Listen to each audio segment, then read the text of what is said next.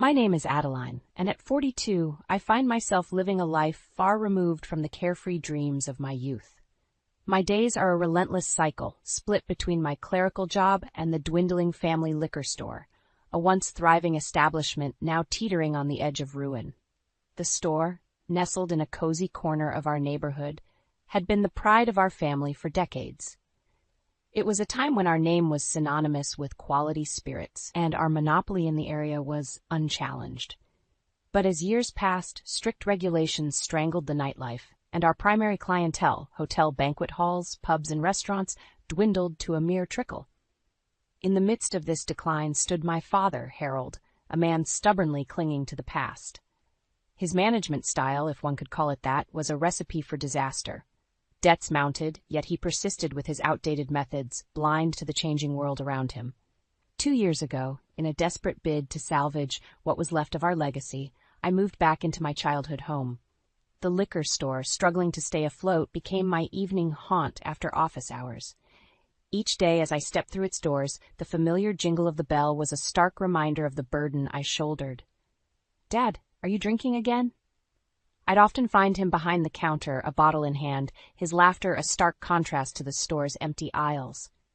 "Ha-ha, these bottles aren't selling anyway." "Might as well enjoy them," he'd slur, the smell of alcohol heavy in the air.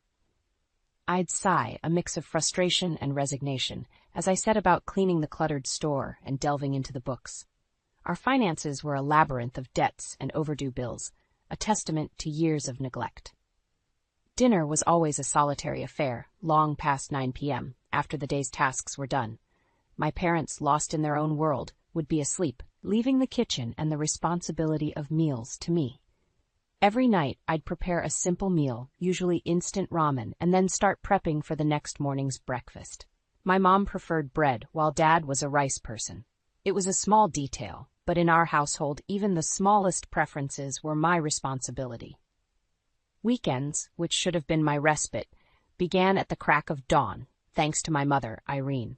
"Adeline, make your father's miso soup quickly," she'd demand, her voice cutting through any hopes of rest. "Why can't you do that, Mom?" I'd protest, only to be met with her sharp retort. "Why should I have to do the housework when you're here? Now get up." I had always been the meticulous one, the daughter who naturally took on chores and responsibilities. It started in high school, and by the time I graduated, I was the family's backbone. Tired of this endless cycle, I had taken up the office job right after school, hoping to escape. But escape, it seemed, was a luxury I couldn't afford. The liquor store's debts, a staggering $3 million, loomed over us like a dark cloud.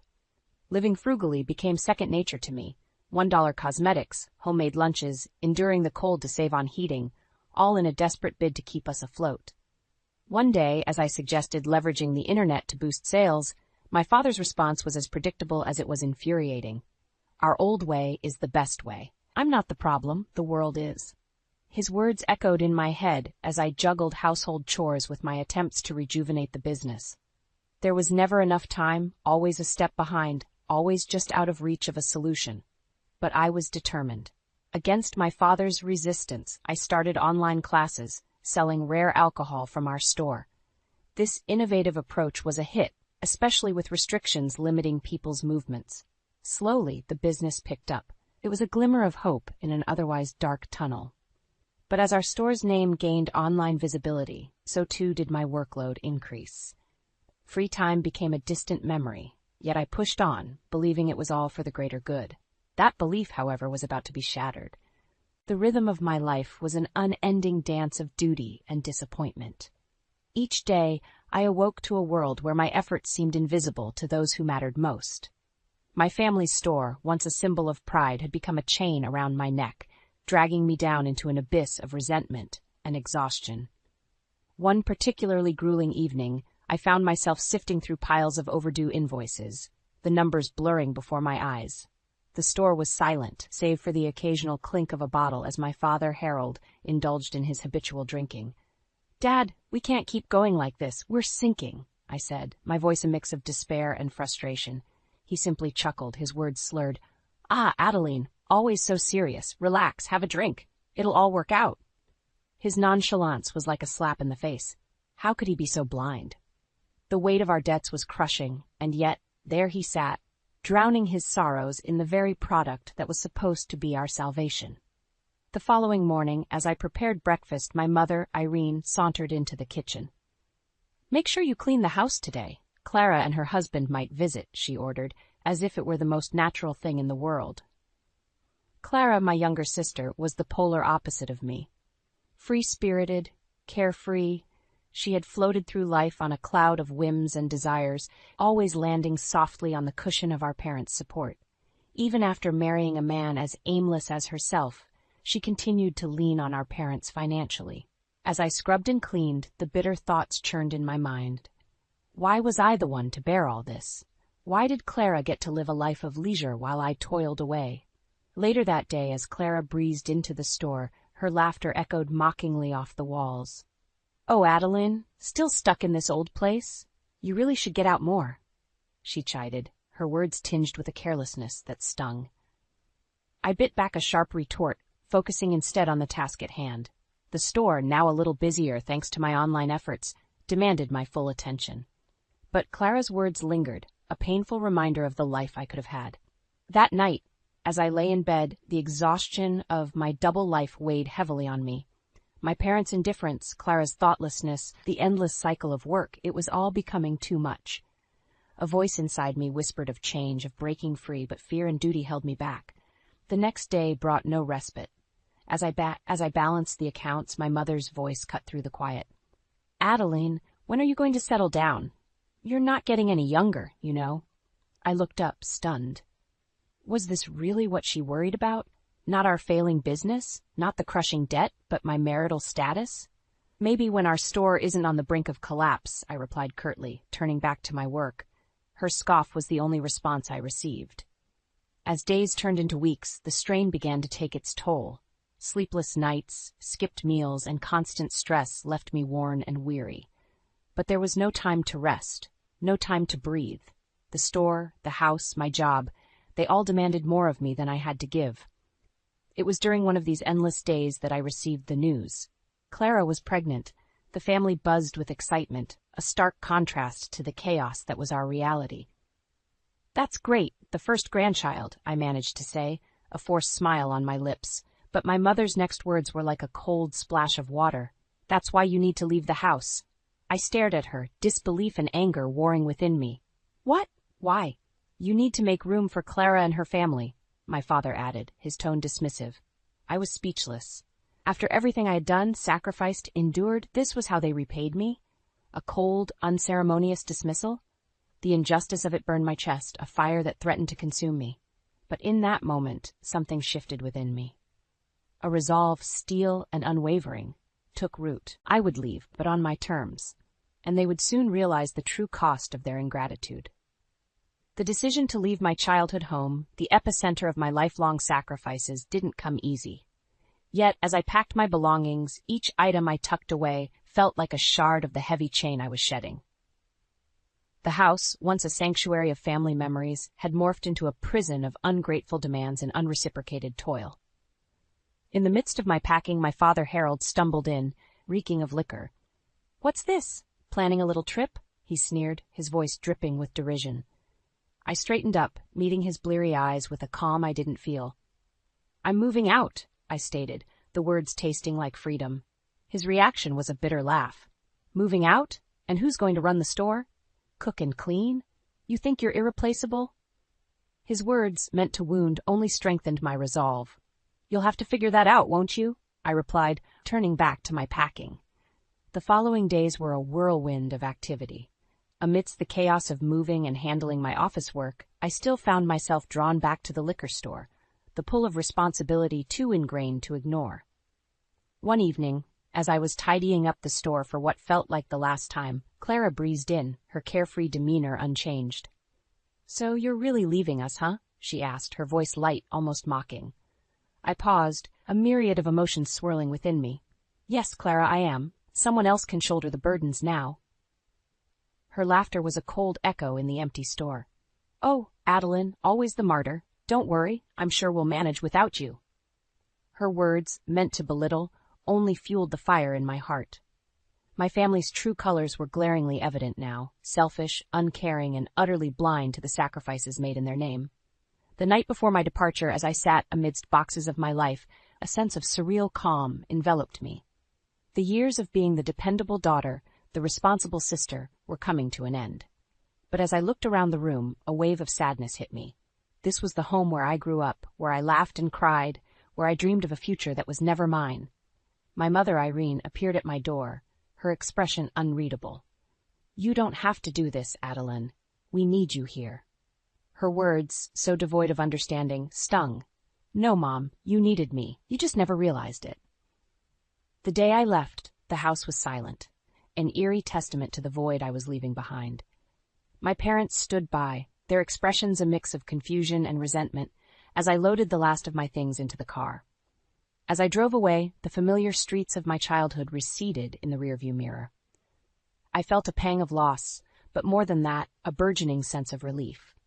I was leaving behind a life of thankless servitude, stepping into a future where my worth wasn't measured by the sacrifices I made for others. But as the distance between me and my former life grew, so did my resolve. My family, so accustomed to my constant support, would soon face the harsh reality of their own making, and I, freed from their unappreciative grasp, would finally start living for myself. Settling into my new apartment, a modest but cozy space, I felt the first true breath of freedom I had experienced in years. It was a stark contrast to the burdensome atmosphere of my parents' house. Yet, even in this newfound tranquility, the echoes of my past life haunted me.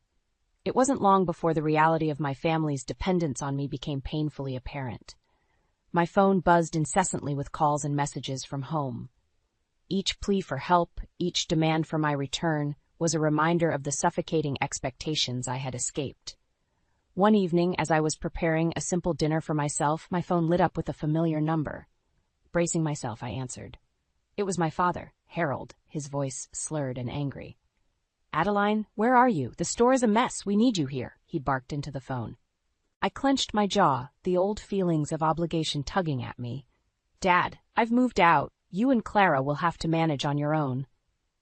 His response was a string of insults and accusations, blaming me for abandoning the family in their time of need.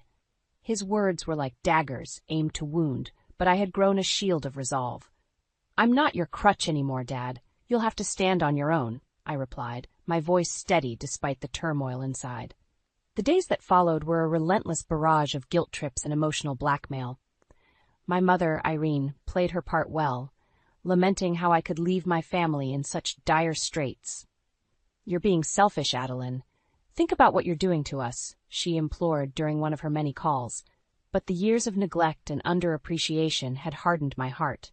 "I've thought about it for far too long, Mom. Now, it's time for me to think about myself."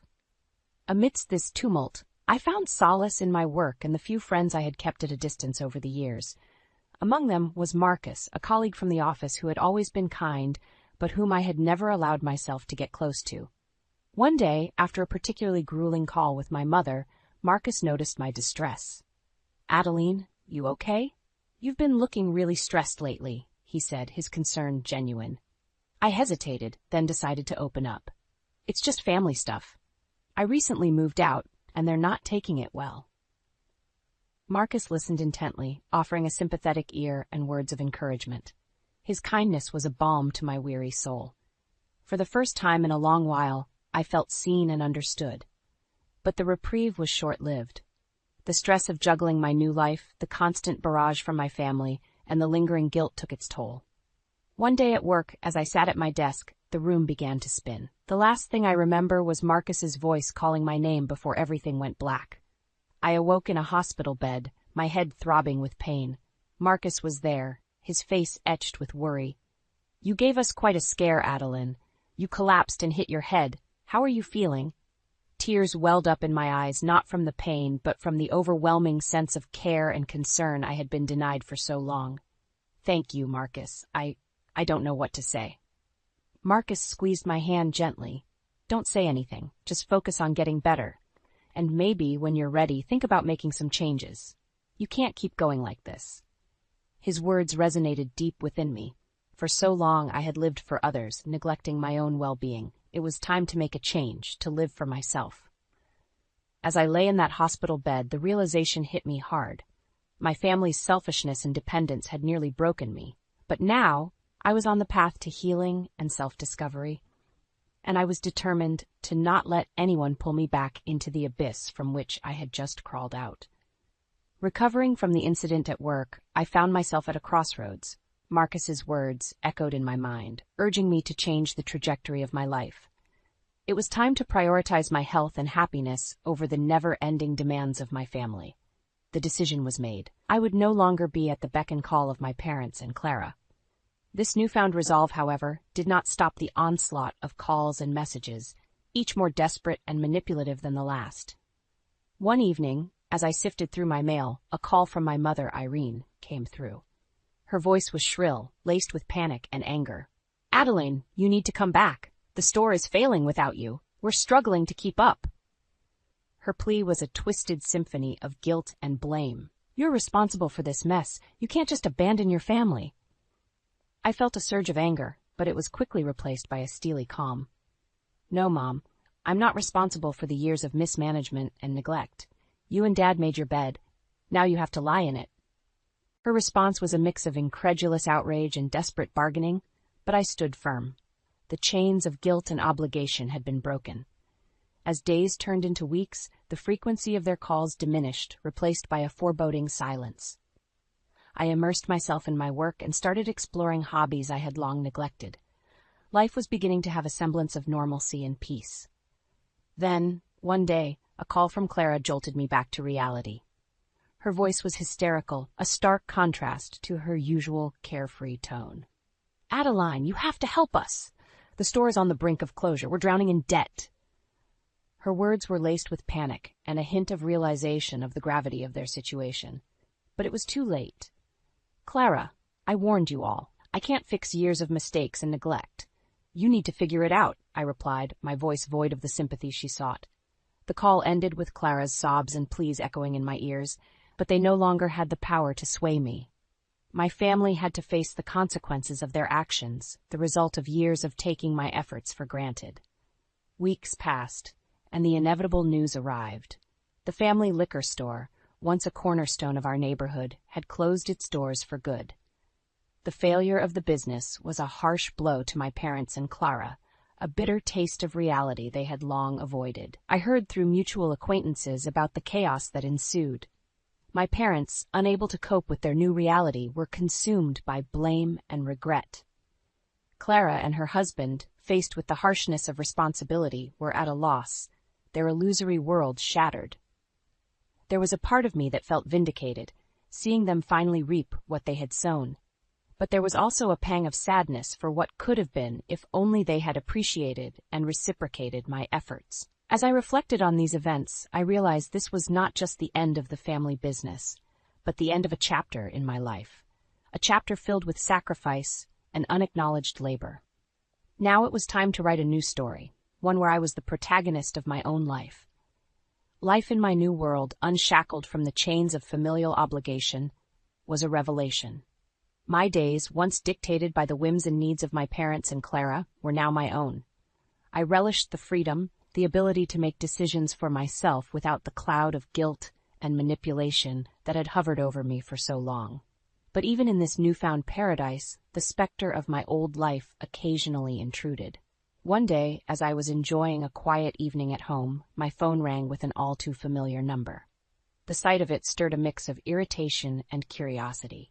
Bracing myself, I answered. It was my mother, Irene, her voice tinged with desperation. "Adeline, you have to come back. We're in trouble. The debt collectors are after us." Her plea, once capable of dragging me back into the mire, now fell on deaf ears. "Mom, I've told you before. I can't help you. You need to sort this out yourselves." "But we're your family. How can you abandon us like this?" she cried, the audacity of her words almost laughable. "Family?" I retorted, my voice cold. "The same family that took my efforts for granted, that kicked me out when I was no longer convenient? I think you've mistaken me for someone else." The line went dead, her silence more telling than any words could be. They were finally starting to understand the gravity of their situation, the consequences of their actions. Over the next few weeks, news of my family's plight trickled in through various channels. The once proud owners of the neighborhood liquor store were now pariahs, weighed down by debt and shunned by those they had once considered friends. My sister Clara, who had never known a day of hard work, was now facing the harsh realities of life. Her husband, equally inept at dealing with adversity, was no support. Their marriage, built on convenience and financial dependence, was crumbling under the strain. I heard about their heated arguments, their desperate attempts to find easy ways out, and their incessant blaming of each other for their downfall. It was a pitiful sight, yet a part of me felt a sense of poetic justice. They were finally experiencing a fraction of the hardships I had endured for their sake. But it was during a chance encounter at a local cafe that the full extent of their decline became apparent. Seated at a corner table, I saw my parents, haggard and worn. They were arguing, their voices a mix of anger and despair. I watched unseen as they laid bare the years of mismanagement and selfish decisions that had led to their undoing. The sight was sobering. This was the family I had left behind, a family that had never valued me until I was gone. Their downfall was of their own making, a direct result of their actions and choices. As I left the cafe, a sense of closure washed over me. I had moved on, built a life where I was valued and appreciated. The echoes of my past, though still lingering, were just that, echoes. They no longer had the power to dictate my life or my happiness. The chapter of my life, defined by thankless sacrifice and unreciprocated loyalty, was closed. Ahead lay a path of self-discovery and fulfillment, a journey I was eager to embark on. The days turned into weeks, and weeks into months, each passing moment affirming my decision to step away from the life that had once threatened to suffocate me. I had created a world for myself, a sanctuary where respect and self-care were not just ideals, but realities. In this new life, I found joy in the small things. The quiet mornings, the leisurely walks, the books I had always wanted to read but never had the time for. My job, once a mere escape from the chaos at home, now became a source of fulfillment and growth. It was during this period of tranquility that Marcus, my colleague who'd been a pillar of support, became more than just a friend. Our shared experiences at work and his unwavering kindness during my tumultuous times blossomed into a deep, meaningful relationship. One crisp autumn evening, as we walked through the park, Marcus stopped, his eyes locking with mine. "Adeline, you've changed so much since we first met. You're stronger, happier. I'm glad I've been a part of this journey with you." His words, simple yet profound, filled my heart. "Marcus, you've been my rock. I don't think I could have made it through without you." As we stood there, amidst the falling leaves, a profound sense of contentment enveloped me. I had come so far from the woman who lived only to serve the whims of her ungrateful family. However, the echoes of my past were not completely silenced. News about my family still reached me, each update a grim reminder of their continuous downward spiral. The once thriving liquor store was now a forgotten relic, its doors permanently shut. My parents, stripped of their pride and business, were a shadow of their former selves, embroiled in a never-ending cycle of blame and regret. Clara and her husband, having lost their financial safety net, were adrift in a sea of their own making. Their frivolous lifestyle, once sustained by my efforts, was now a distant memory. It was during one of my visits to the local market that I overheard a conversation about them. "Have you heard about the family that used to run the liquor store? It's a sad story. They lost everything, even their home," a woman said to her companion, shaking her head. "Yes, I heard. They say the daughter who used to do everything for them left and everything fell apart," the other replied, a tone of sympathy in her voice. I walked past them, a sense of vindication mixed with a tinge of sadness. My family had reaped what they sowed, a harsh lesson in the value of gratitude and hard work. But their fate was no longer my burden. I had released myself from the chains of their expectations and neglect. My life was now my own, a canvas on which I was free to paint my future. As I looked forward to my life with Marcus, a sense of hope and excitement filled me.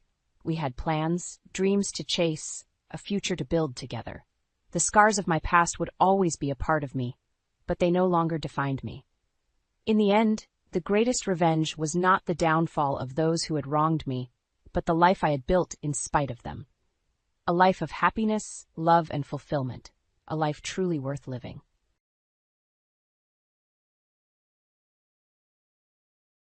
Families often disagree or face money problems.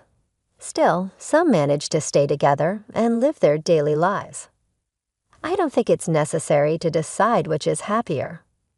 My name is Kelly. Since I was a child, people have called me strange. I don't know what's odd about me. I just think so because others say I am. It's okay to be called strange, but the problem is my parents avoid me because of it. My childhood was lonely. I could read people's minds and know what they were thinking. I don't understand how I do it, but it feels natural to me, like how ordinary people move their hands or breathe. Once I felt something bad from a coworker my father brought home. I felt we needed to be careful with that person. I warned my mother, but she ignored me. Later, the coworker convinced my father to sign a contract as a debt guarantor. My mother didn't believe my story, but as my father was leaving the table with the coworker, I said, "Something tells me that the phrase joint and several is dangerous. I'm not sure what solidarity means, but be cautious." Because of this, my father decided not to sign as a co-signer. Later, when his colleague went bankrupt and couldn't pay his debts, my father didn't have to take on the burden. Another time, when I was out shopping with my mother, I felt a wave of unease coming from behind me. When I turned around, I saw a man wearing sunglasses and a hat, giving off that uneasy feeling. "Mom, let's go that way," I said. I took my mom's hand, and we walked down a side street. She was confused, wondering what was wrong. As we moved, we heard a shout from the main street. "I've been robbed." The man with the dark vibes had snatched a woman's bag and ran. The woman fell and got hurt. If we had stayed, my mom would have been his target. Because this happened a lot, my parents started to avoid me, thinking I was strange. I felt very lonely. What was normal to me wasn't normal to others. I was the strange, eerie child. So I kept my thoughts to myself. Even when I felt something was wrong, I stopped saying it out loud. I realized that if I didn't say anything, people wouldn't think I was strange. My younger sister, Olivia, is 4 years younger than me. She's a typical child, unlike me. As I got darker and darker, Olivia became more adorable and cute. My parents clearly preferred her to me. They thought, Olivia is lovely, but Kelly is dark and shadowy. Kelly is odd, even though she doesn't say strange things anymore. I pretended to be normal to avoid the pain my power caused me. I grew up without my parents' love. Whether it was because my attempts to seem normal made me seem unusual, or because once I was labeled as strange, it couldn't be erased. My sister, on the other hand, was raised with their love. She noticed my parents' coldness towards me and began to look down on me. She used to say, "I don't like being around my sister because it transfers the darkness to me." I'm very attractive, but my sister affects my image negatively. She started saying things to put me down whenever she could. My parents just tolerated her behavior and never corrected her. One day, a scout from an entertainment company approached her. They asked her to join their agency when I was in my 3rd year of junior high, and she was in her 6th year of elementary school. She said, "It's obvious because I'm attractive." They said I could be on TV. My sister was already thinking about a career, which made our parents happy. I told her, "You should take it slow and think about it. I have a bad feeling about this." I didn't want her to get into trouble, so I shared my feelings, which I had kept hidden for so long. My sister, unaware of my unusual ability, said, "Are you jealous because you're not attractive and can't communicate with others like me? Don't be strange and don't stand in my way." Her face turned red and she reached for me. My parents, who knew about my ability, either forgot about it or were too excited to see their younger daughter in the spotlight. They stood by her and accused me. I then decided to remain silent. I told myself that speaking up wouldn't lead to anything good. One day, a student teacher was scheduled to visit my middle school. He was a male college student who wanted to be a physical education teacher. He spoke about his educational dreams and gave a powerful speech to the teachers and students. He became very popular, especially with the female students. As he responded to the loud voices of the female students, I felt a wave of dread wash over me. I had made it a rule to keep my abilities hidden, but when I saw that my classmates were in danger, I decided to break my own rule. I approached a teacher who seemed to understand. I said, "I know this is unexpected, but please believe me and help me." The teacher was confused by my sudden statement, but did as I asked and staked out a specific location after school. I kept the details from the teacher because I knew he wouldn't believe me if I explained everything. The teacher listened to me without needing an explanation. The next day, the whole school was in an uproar. The student trainee had broken the law by entering the women's restroom with a video camera. The teacher had staked out the area and caught him within 20 minutes. Because of this, the female students were not victims of voyeurism and were spared from being humiliated. Meanwhile, my younger sister enthusiastically joined the entertainment agency that scouted her. However, there were no lessons or auditions, just high fees to pay. Then the agency suddenly closed down. My sister had been scammed. She screamed and cried, blaming me. "It's all because of you. You ruined my future. It's your fault." Even though it was an absurd accusation, she believed it. This belief helped her cope. But it was a disaster for me. My parents didn't say anything ridiculous, but they did notice she was distancing herself from me and getting closer to them. As the strange child, I felt lonely again. While I was glad I had helped everyone at school, I worried my actions would make things worse for me. The next day, the teacher who had listened to me called me to the staff room. I was scared of being labeled as strange again.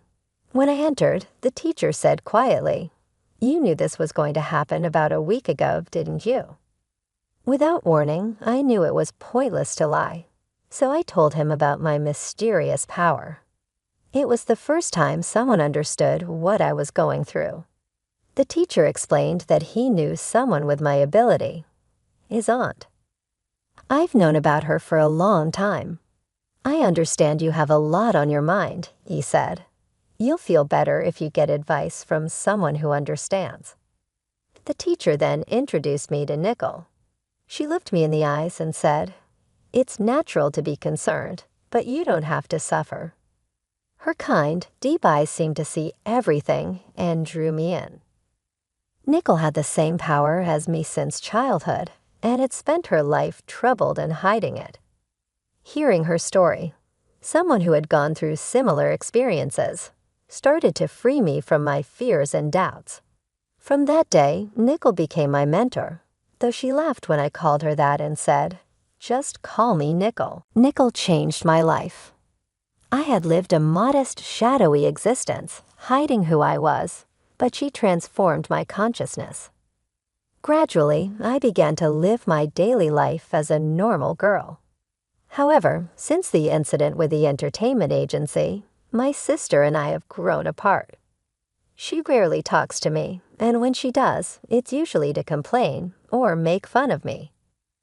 My psychic abilities couldn't predict her emotional shifts. She would say things like, "What's the big deal about you getting accepted to college? Aren't you just a mental flower garden?" My sister had failed the entrance exam for her first choice high school, even though she was told she would definitely pass. She ended up at a high school she considered her second choice. She was furious when I got accepted to her top choice university. I wasn't happy about it or bragging to her. She just made assumptions and disrespected me. My parents only consoled and cuddled my sister during her difficult time and told me to stay away and not bother her.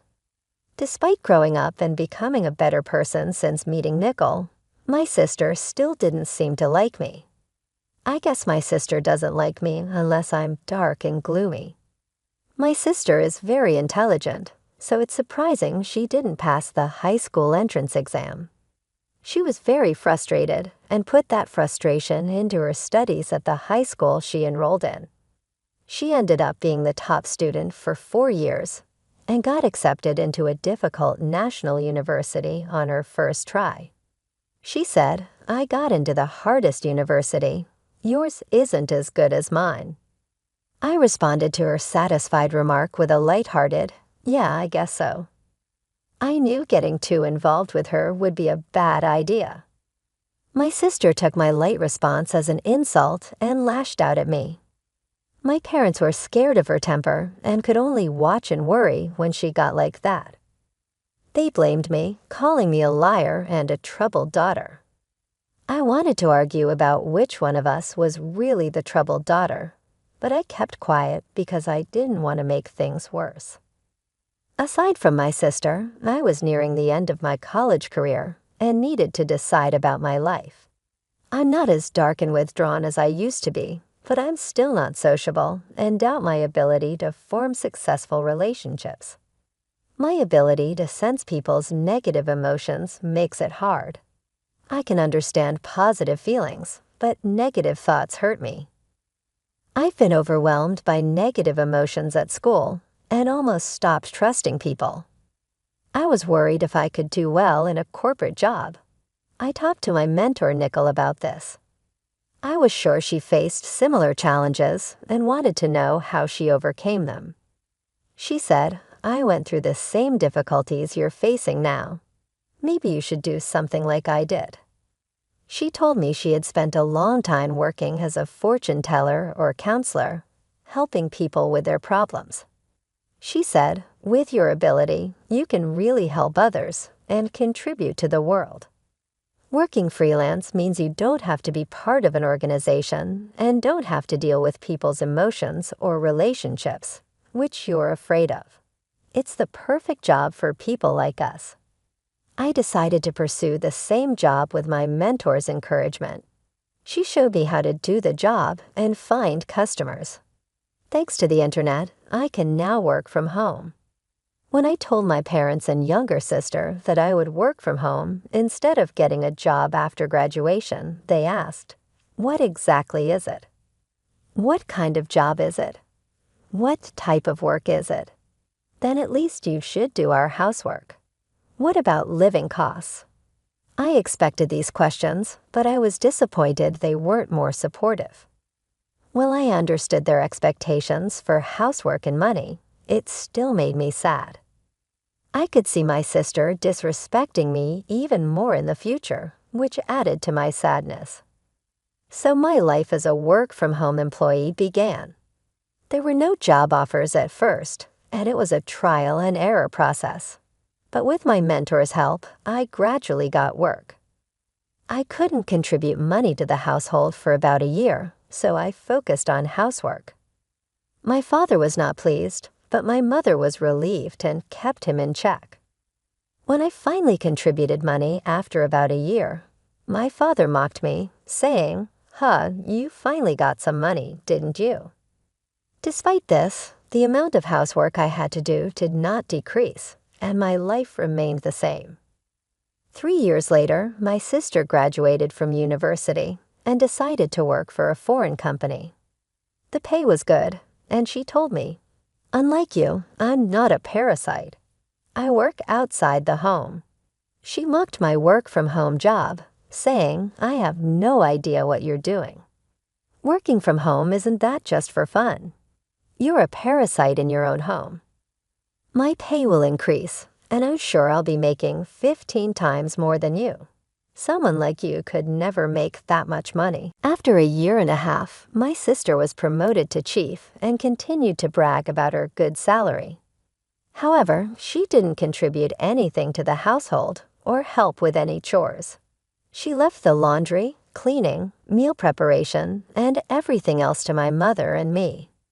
My mother and I shared the work, but she delegated most of it to me, so I ended up doing almost everything. Olivia, you need to take better care of yourself, I said. Instead of spending all your money on yourself, you should help out with the household expenses. She snapped back, "You're a waste of space. You should do all the housework. I'm saving money for my future." My parents sided with her, saying it couldn't be helped because she's my sister. I wanted to stay in my current job because it was comfortable, but I began to wonder what I should do with my life. Then my sister made a shocking announcement. I'm getting married. There was no warning, and my parents and I were stunned. He's a wealthy man who earns more than $20 million a year.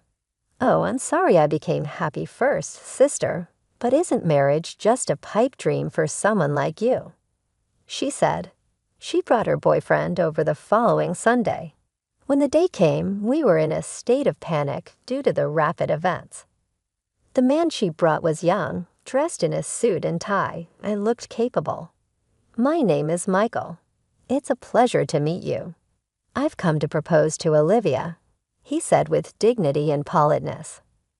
I told you he was wonderful, didn't I? I'll be happy with him, Olivia said. My father, despite being impressed by Michael, asked, Michael, what is your job? I'm currently training at a company owned by a friend of my father's, Michael replied. Olivia explained, his father is the company's president. He is training outside the company to be his successor. Olivia seemed overjoyed at the prospect of marrying the future president of a company. We talked about various topics before Michael left. Despite a few gaps in the conversation, my parents seemed pleased with him. However, I felt a shadow of darkness from Michael. I couldn't explain it, but I felt it. I couldn't stay silent any longer, fearing that marrying a man with this type of darkness would make my sister unhappy. Listen, Olivia, you've only been dating him for less than 5 months. Get to know him a little better before you decide to marry him, I said, feeling alarmed. I couldn't explain and tried to reassure my sister with something vague. What exactly are you talking about, sister? He is a man of great distinction and a future president. You're just upset because you're comparing your situation to my happiness. You're a pitiful person, aren't you? She snapped. My parents also yelled at me to stay out of the way. Such a wealthy man will soon be our son-in-law. You're nobody, so at least stop interfering with your sister's happiness. It was clear they wanted their daughter to marry a rich man so they could live in peace in their old age. I was filled with rage because I couldn't tell my sister about the dark shadow I sensed around her. In the meantime, they got engaged, and a meeting between the two families took place. My sister's fiancé's parents seemed just as respectable as Michael, but I still felt the same dark presence around them. However, the wedding day arrived before I could warn my sister and parents, who were too excited to listen.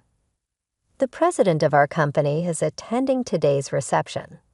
Do you know how talented and promising I am? It's a great honor, but you, my stay-at-home sister, can't even imagine how great it is. My sister said before leaving the house, adding her usual words of disrespect. They pledged their eternal love at the hotel's wedding hall and then entered the reception hall. My sister looked happy with a big smile on her face, but I was concerned about how long that happiness would last. The president of the company gave a speech as the guest of honor. It was a congratulatory speech that praised my sister, and she was pleased with it. After the speeches, drinks and food were brought to each table. The food looked delicious, but I began to feel uncomfortable. Nothing had been brought to my table. At first, I thought it was just a delay, but other tables had already received drinks and hors d'oeuvres one after another. It was obviously strange. I was the only one who hadn't received anything. The people at my table noticed and started to feel uncomfortable too. At that moment, my sister came up to me and whispered with a laugh, "Free food is not for people like you." This food is too good for you. Just go home and eat potato chips. Leave our wedding gift and go home." My eyebrows shot up at her outrageous words. The groom was grinning and nodding from his seat. Even my parents pretended to be surprised at first, but then they said, "Well, Olivia is right." I was shocked, and then a surge of anger followed. "I can't believe you could be this cruel, father and mother. How can you accept such rudeness?"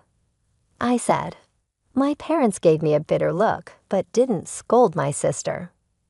"I understand. I'm going home, but you'll regret this," I said. "What's with that threat? Is it the howl of a loser?"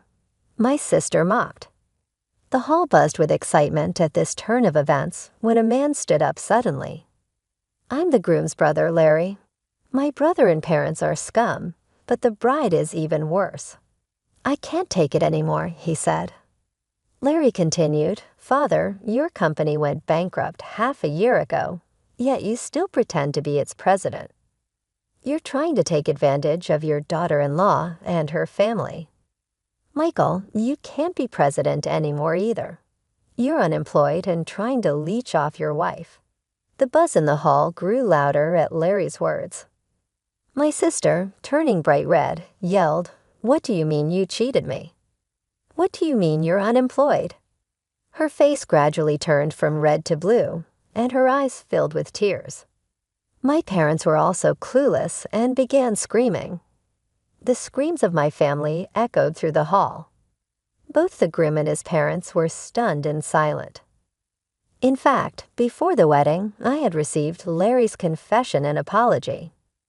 I had asked Larry not to hesitate to speak his mind if something happened during the reception. As my sister blamed Larry with anger and resentment on her face, another man stood up, looking like he had had enough. It was the president of my sister's company. "Enough of this. This is not right," he said. "You have no right to blame the groom. What makes you think you can criticize his brother?" His voice was filled with anger, and my sister looked frightened. "I didn't attend your ceremony for your sake," he said. "If you weren't Kelly's sister, to whom I owe so much, I wouldn't be here." My sister's eyes went wide when the president suddenly mentioned my name. "Kelly, what does she have to do with this?" The president explained, "Kelly has saved many companies from crisis. She is like a goddess to us business owners. Under her mentor's guidance, she started as a fortune teller and life consultant, and then became an advisor for corporate revitalization. Although she had no managerial knowledge, she used her powers to show companies the right path one after another. The companies she advised experienced amazing recoveries. Because of this, she is known as a teacher and a goddess. Your company was also consulted 7 months ago, and with her advice, it became stronger." My sister, shocked, said, "Oh no, I didn't know anything about that. Aren't you just a stay-at-home nobody?" "Thanks to Kelly, my business is going well. I have a good job and now earn more than you do. I put enough money into the house, but my parents don't care about me." "What do you think all that money was for?" "It wasn't Olivia's," the president clarified. My parents seemed to have misunderstood. There was no way Olivia could have brought money into the house. The wedding party broke up in confusion. The wedding gifts were fully refunded to everyone. My sister sobbed, "How are we going to pay for this ceremony now that we don't have the money from the gifts?" Besides, I relied on Michael's income and signed a contract for a condominium in my name. I can't pay the rent by myself if I'm unemployed. Michael coldly replied, "You signed the contract on your own, didn't you?" "I don't know anything about it. Divorce, divorce, divorce, you crook." My sister's marriage quickly fell apart. It was a mess, and this chaos was the result of his malicious behavior. Afterwards, my sister divorced Michael and demanded alimony. Michael and his parents couldn't afford to pay a large amount, and they barely managed to cover the wedding hall costs.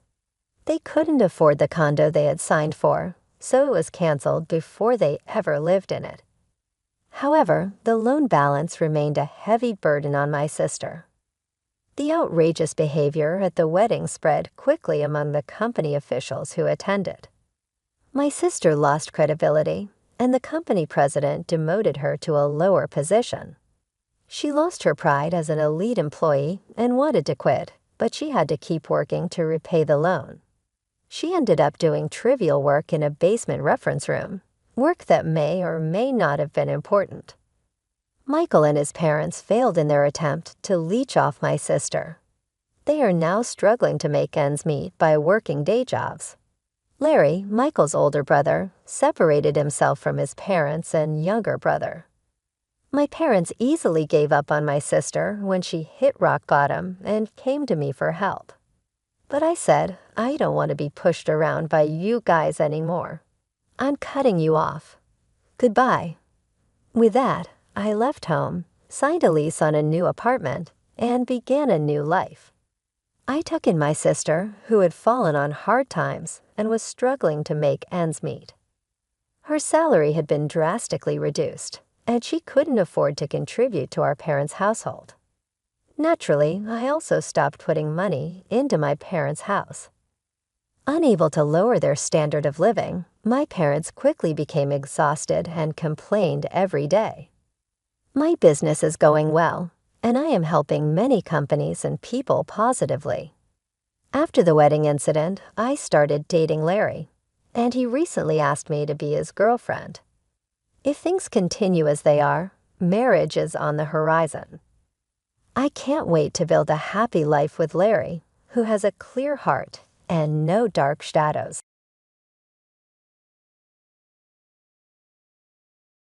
Ellie, can we talk?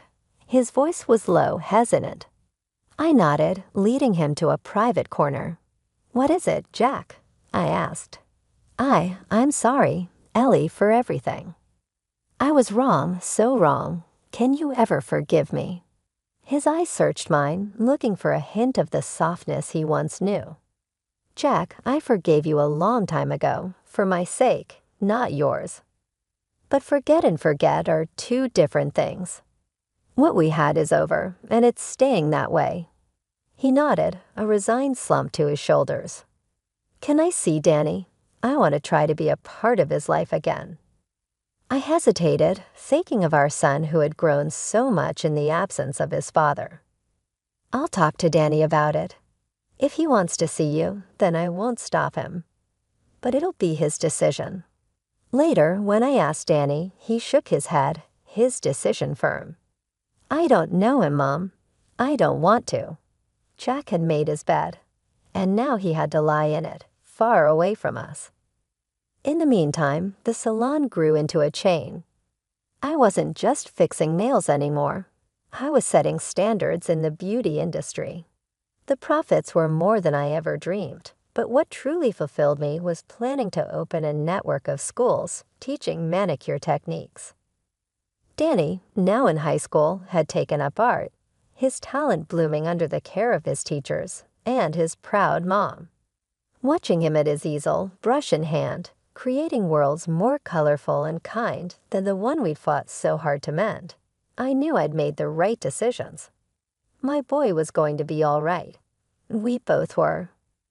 My name's Ellie, and if you were to look at my life now, you might not guess where I started. Born to a family that had more love than money, I learned early to stand on my own 2 feet. College was a dream too expensive to entertain, so straight out of high school, I was ringing up groceries at a local store. I turned 25, still punching that same clock, dreaming of something, anything that might break the monotony. That's when Jack walked into my life. He was at a casual thrown by mutual friends. He had that easy smile and a way about him that just, I don't know, made you want to be around him. Hey, I'm Jack, and who might you be? He said, leaning against the kitchen counter with a beer in hand. I never leave mine. Ellie, I replied, trying not to show how his gaze made my heart race a bit. Just Ellie, huh? Sounds like there's a story there waiting to be told. His charm was something else. He wasn't like the guys I knew who mostly just grunted their way through conversations. Jack actually talked, laughed, and listened. We hit it off that night, talking about everything and nothing, until the party dwindled, and we were left under the dim porch light, reluctant to say goodbye. You know, Ellie, I haven't had this much fun talking to someone in a long time. Can I see you again? He asked, his tone hopeful. I nodded, feeling that flutter of excitement you get when something new begins. Yeah, I'd like that. And see each other we did. Dates turned into a steady thing, and our steady thing turned into love. Or at least I thought it was love. 2 years later, Jack proposed at that same friend's backyard, under a sky lit up with stars. It was simple, no grand gestures, just him and me, and a ring that he was shaking to put on my finger. You're it for me, Ellie. Marry me. Of course, I said, yes. I thought this was it, my happily ever after. The wedding was a modest affair, but filled with laughter and dancing. Our little apartment became the cozy nook of the world, where we planned a future and built a life. Or tried to, anyway. Life doesn't always give you what you want, but sometimes it throws you exactly what you need. That's what I kept telling myself when I found out I was pregnant. It wasn't planned, but then what good things in life are. I remember the morning I found out. The bathroom was steamy from my shower, and there I was, staring at a little stick that was about to tell me my future. Positive. My heart did somersaults, excitement, fear, joy, panic, all of it mixing up inside me like a storm. Breaking the news to Jack wasn't easy. I knew money was tight, and babies. They don't just need love. They need diapers, clothes, and 1,000 other things we hadn't saved up for. But this felt right, if only to me. I waited for Jack to come home that evening. He was late again. The clock ticked too loud as I rehearsed what to say. Jack, we need to talk. I started, my voice shaky. What's up? He asked, barely looking up as he dropped his keys on the table. I took a deep breath. I'm pregnant. Jack froze, his eyes finally meeting mine. There was a silence, heavy and thick, before he finally spoke. Pregnant, Ellie? How did this happen? I almost laughed. Well, you know how it happens, Jack. I was careful, we were careful, but sometimes life has other plans. He ran a hand through his hair, looking around the room as if he'd find some answer or escape scribbled on the walls. We can't afford a baby right now. Ellie, we just can't. Things are tight as is. I felt a sting in his words, but I pushed on. I know money's tight, but we can make this work. People do with much less, and I want this baby, Jack. I want this more than anything. Jack shook his head, frustration lining his face. It's not just about money, Ellie. It's about us. Are we even ready to be parents? I looked at him, really looked at him, trying to find the man I married in those troubled blue eyes. I am. I'm ready. I can do more work, more. We can figure this out. Please, Jack, say you're with me on this. He didn't answer right away. Instead, he walked over to the fridge, opened it, and stared inside like he'd find some wisdom next to the leftover takeout. Finally, he shut it, leaned back against the counter and sighed. Ellie, I'm not saying no because I don't love you or the idea of a family with you. But think about our lives, how we struggle with just the two of us. Bringing a kid into this mess doesn't seem fair. I felt tears prick at my eyes, but I blinked them back. Life's never fair, Jack, but it's ours to make better. I'm having this baby with or without your blessing. I'd rather it be with, though. Jack looked at me, then really looked at me, as if seeing me for the first time. You're really set on this. Yeah, I am.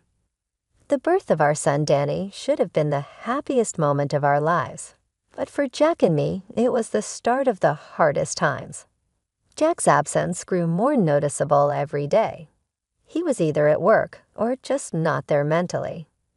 When he was home, I remember one evening a few months after Danny was born. I was rocking him back to sleep after a late-night fuss. Jack walked into the nursery, his face shadowed and tired.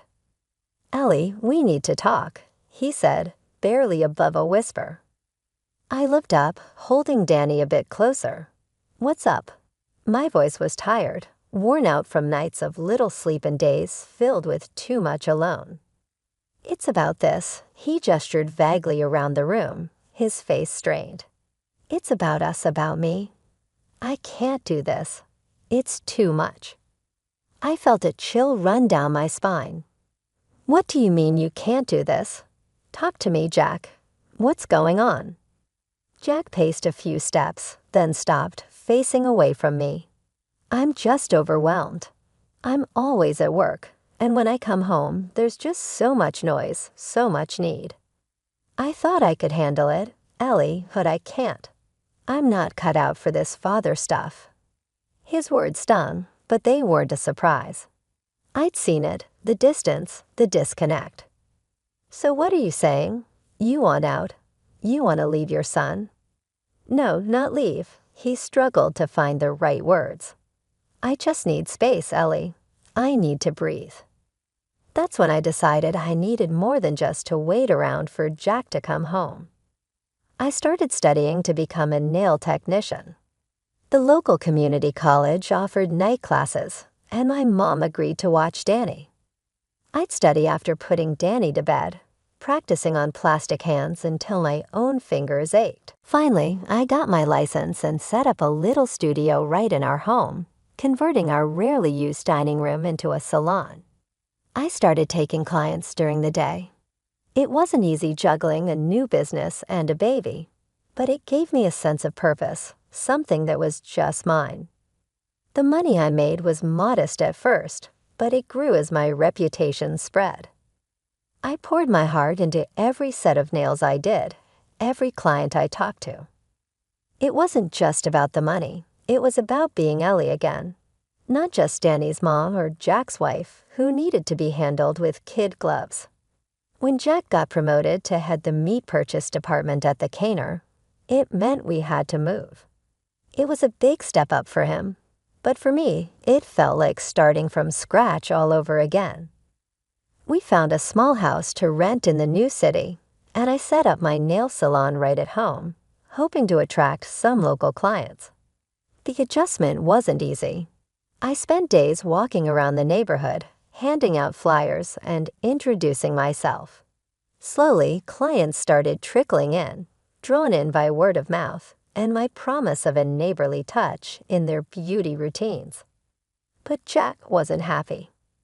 One evening, after I'd finished with a client, he burst out, "Can't you take that stuff somewhere else? The house is always dusty, smells of your chemicals. I can't even relax in my own home." I was wiping down my table, and I stopped, looking at him. "This is how I make our living too, Jack.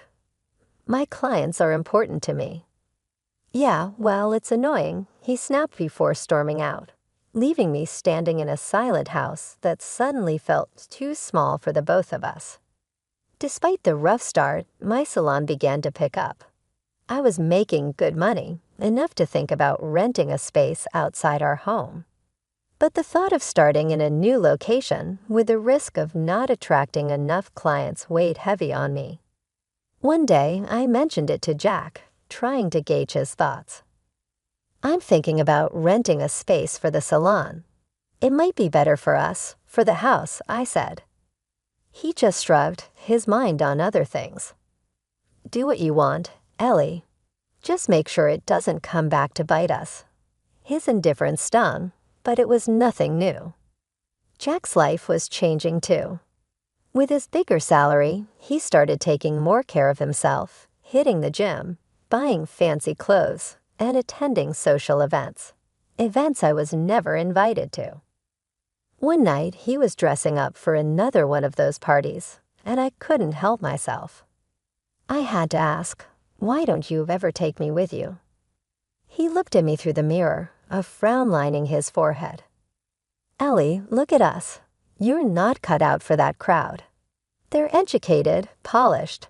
I can't be explaining my wife who does nails." As he left, the silence of the house wrapped around me. His words echoed in my head, fueling a fire I didn't know I had. I was tired of being the invisible support behind his shiny new life. That fire pushed me to take the leap.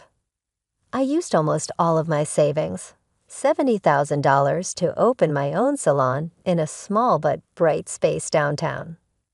It was a gamble, a huge one, but I was done being just a background in Jack's life. At first, I worked alone, long days filled with appointments, my hands constantly in motion.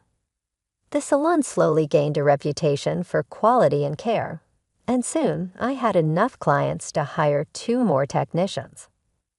One morning, as I was opening up the salon, Jack came in. It was early, and he looked out of place in his business suit among the pastel colors and nail polish racks. "What are you doing here, Jack?" I asked, surprised to see him. "I heard you hired more people." "Sounds like you're getting serious about this," he said, looking around with a mix of curiosity and disdain. "Yes, I am serious. This salon is going to succeed with or without your approval," I said firmly, meeting his gaze. Jack smirked, a cold, humorless curl of his lip. "Just be careful, Ellie. Don't come crying to me if it all falls apart." As he left, I turned back to my salon, pride swelling in my chest. This was my place, my dream being built. I didn't know what the future held, but for the first time, I felt ready for whatever challenges it might throw my way. That day started like any other in my salon.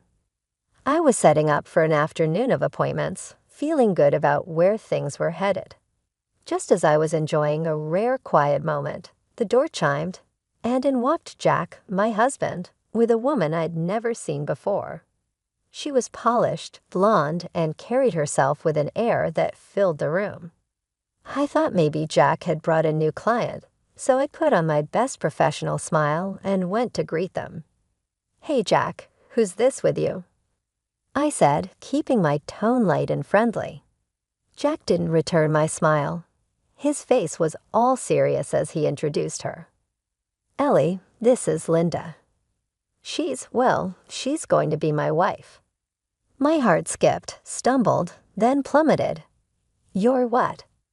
Linda looked at me, her gaze cold and dismissive. "Yes, I'm the CEO at the Canary, where Jack works. We're getting married." The room spun a little. "Married?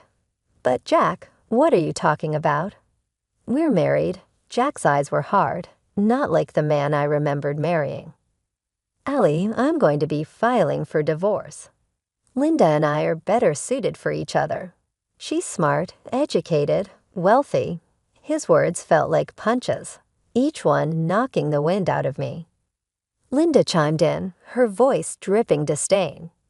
"It's rather unpleasant here, being surrounded by such simple pursuits." She looked around my salon with a sneer. "No offense, but I can't stand being next to mere staff who only clean other people's nails." Before I could find the words, she turned sharply on her heel. "You should know you'll be evicted from your rented house soon. You and your son will have to live in shelters." They laughed together, a sound that seared itself into my memory, and then they left as quickly as they had come. I stood there, frozen, as the door closed behind them. The silence of the salon around me was suffocating. I couldn't stay there. I couldn't breathe.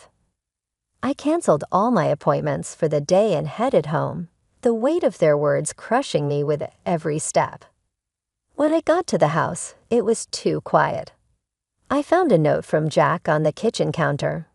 He had written that I could stay in the apartment for 2 more months before I needed to find another place.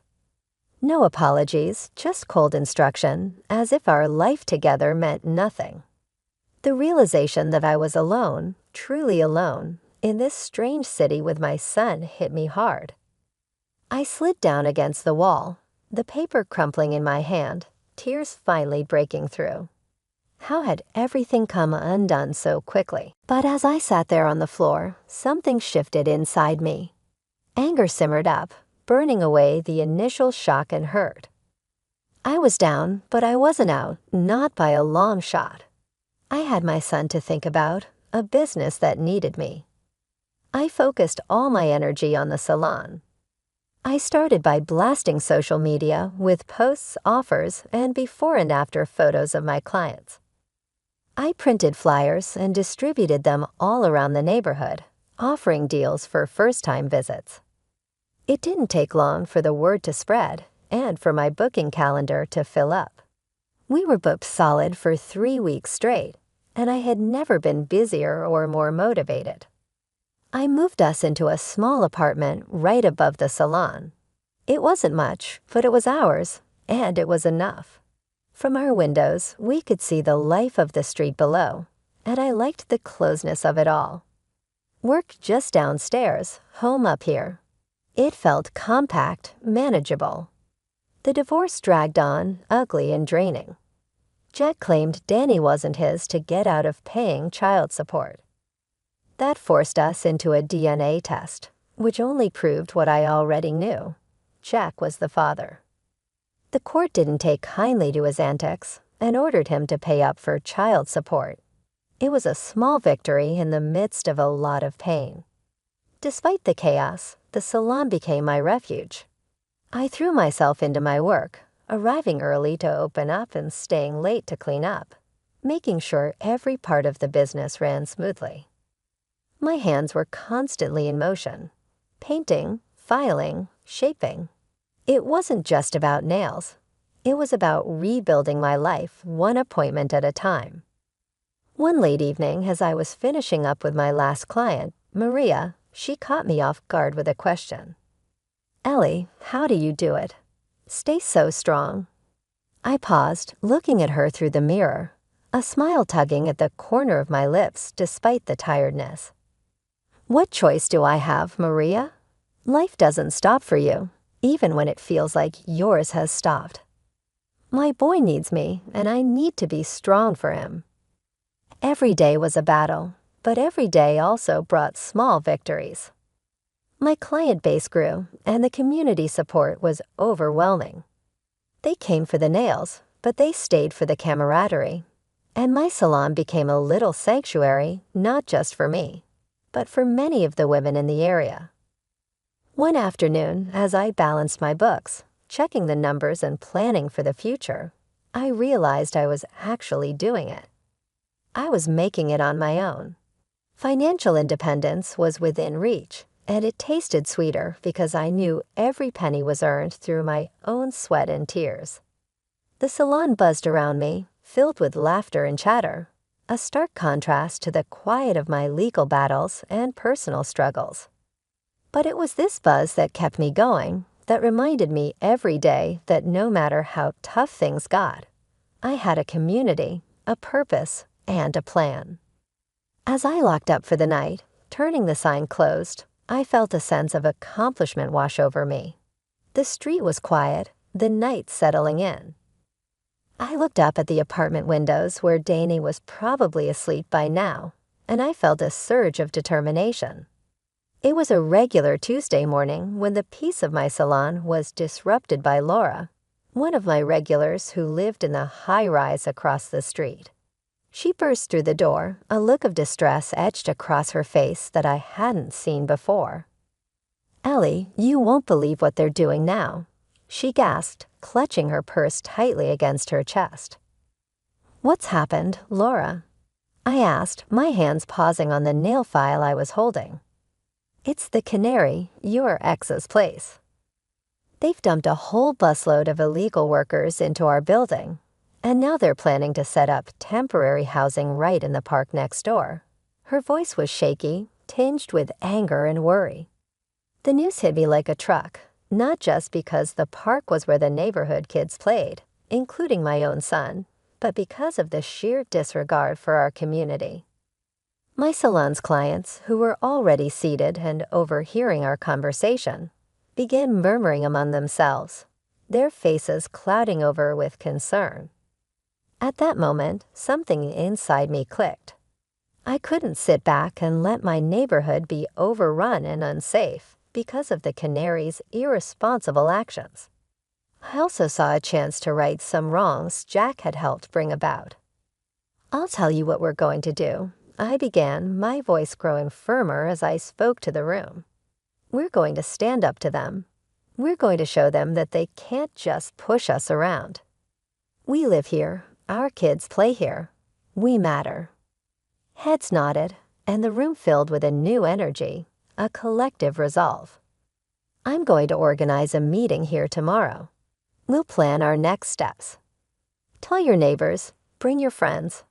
We're in this together," I declared. Over the next few days, I turned my salon into a makeshift community center. We created signs, drafted petitions, and planned peaceful protests. I led the charge, fueled not just by my civic duty, but by a deep-seated desire to challenge Jack and the destructive path he was part of. Then one afternoon, as we were preparing signs for another rally, Jack showed up at the salon, Linda in tow. They both looked unusually meek, a stark contrast to their usual haughty demeanor. "Ellie, can we talk?" Jack asked, glancing around at the bustling salon-turned-activist hub. I stepped closer, crossing my arms. "Sure, Jack. What's so important?" He glanced at Linda, who hesitated before pulling out an envelope. "We want to make you an offer, Ellie. This should cover all your troubles. Just stop this protest. Let the canary do its business." I peeked into the envelope she handed me. It was filled with $100,000. My heart raced, but my resolve didn't waver. "You think you can buy me off? Buy off our safety and well-being?" I scoffed, pushing the envelope back into her hands. "You can keep your dirty money. I'm not stopping until you pull back your plans for the park and treat your workers right." Jack's face hardened. "You're making a big mistake, Ellie." "No, Jack," I shot back, a steely edge to my voice. "The only mistake was thinking you could come here and push us around. I suggest you take your offer, turn around, and get out of this city while you still can." Linda, her face a mask of disbelief, turned on her heel, with Jack trailing behind her. They knew they were defeated, at least for now. It all escalated when Jack and Linda, blinded by greed, began tearing down trees in our local park to build housing for illegal workers. I couldn't just stand by. I took to social media, aired the issue on local TV, and the uproar that followed was louder than anything our town had ever seen. The story caught fire, and soon even the governor was knocking on our door, or rather the canary's door. The state sent inspectors and the immigration service, who found more wrongs than rights. The plant was slapped with fines so steep that Jack and Linda's empire crumbled under the weight of legal debts. They were forced to sell the factory, and the new owners turned it around, offering legitimate jobs with decent pay to city residents. As for me, the community started calling me a hero, though I never felt like one. I was just a woman who loved her neighborhood enough to fight for it. 2 years after the dust had settled, Jack showed up at my salon. He was a shadow of the man I once knew, tired, older, and worn down by his choices. "Ellie, can we talk?" His voice was low, hesitant. I nodded, leading him to a private corner. "What is it, Jack?" I'm sorry, Ellie, for everything. I was wrong, so wrong. Can you ever forgive me?" His eyes searched mine, looking for a hint of the softness he once knew. "Jack, I forgave you a long time ago, for my sake, not yours. But forgive and forget are two different things. What we had is over, and it's staying that way." He nodded, a resigned slump to his shoulders. "Can I see Danny? I want to try to be a part of his life again." I hesitated, thinking of our son who had grown so much in the absence of his father. I'll talk to Danny about it. If he wants to see you, then I won't stop him. But it'll be his decision." Later, when I asked Danny, he shook his head, his decision firm. "I don't know him, Mom. I don't want to." Jack had made his bed, and now he had to lie in it, far away from us. In the meantime, the salon grew into a chain. I wasn't just fixing nails anymore. I was setting standards in the beauty industry. The profits were more than I ever dreamed, but what truly fulfilled me was planning to open a network of schools teaching manicure techniques. Danny, now in high school, had taken up art, his talent blooming under the care of his teachers, and his proud mom watching him at his easel, brush in hand, creating worlds more colorful and kind than the one we'd fought so hard to mend. I knew I'd made the right decisions. My boy was going to be all right. We both were.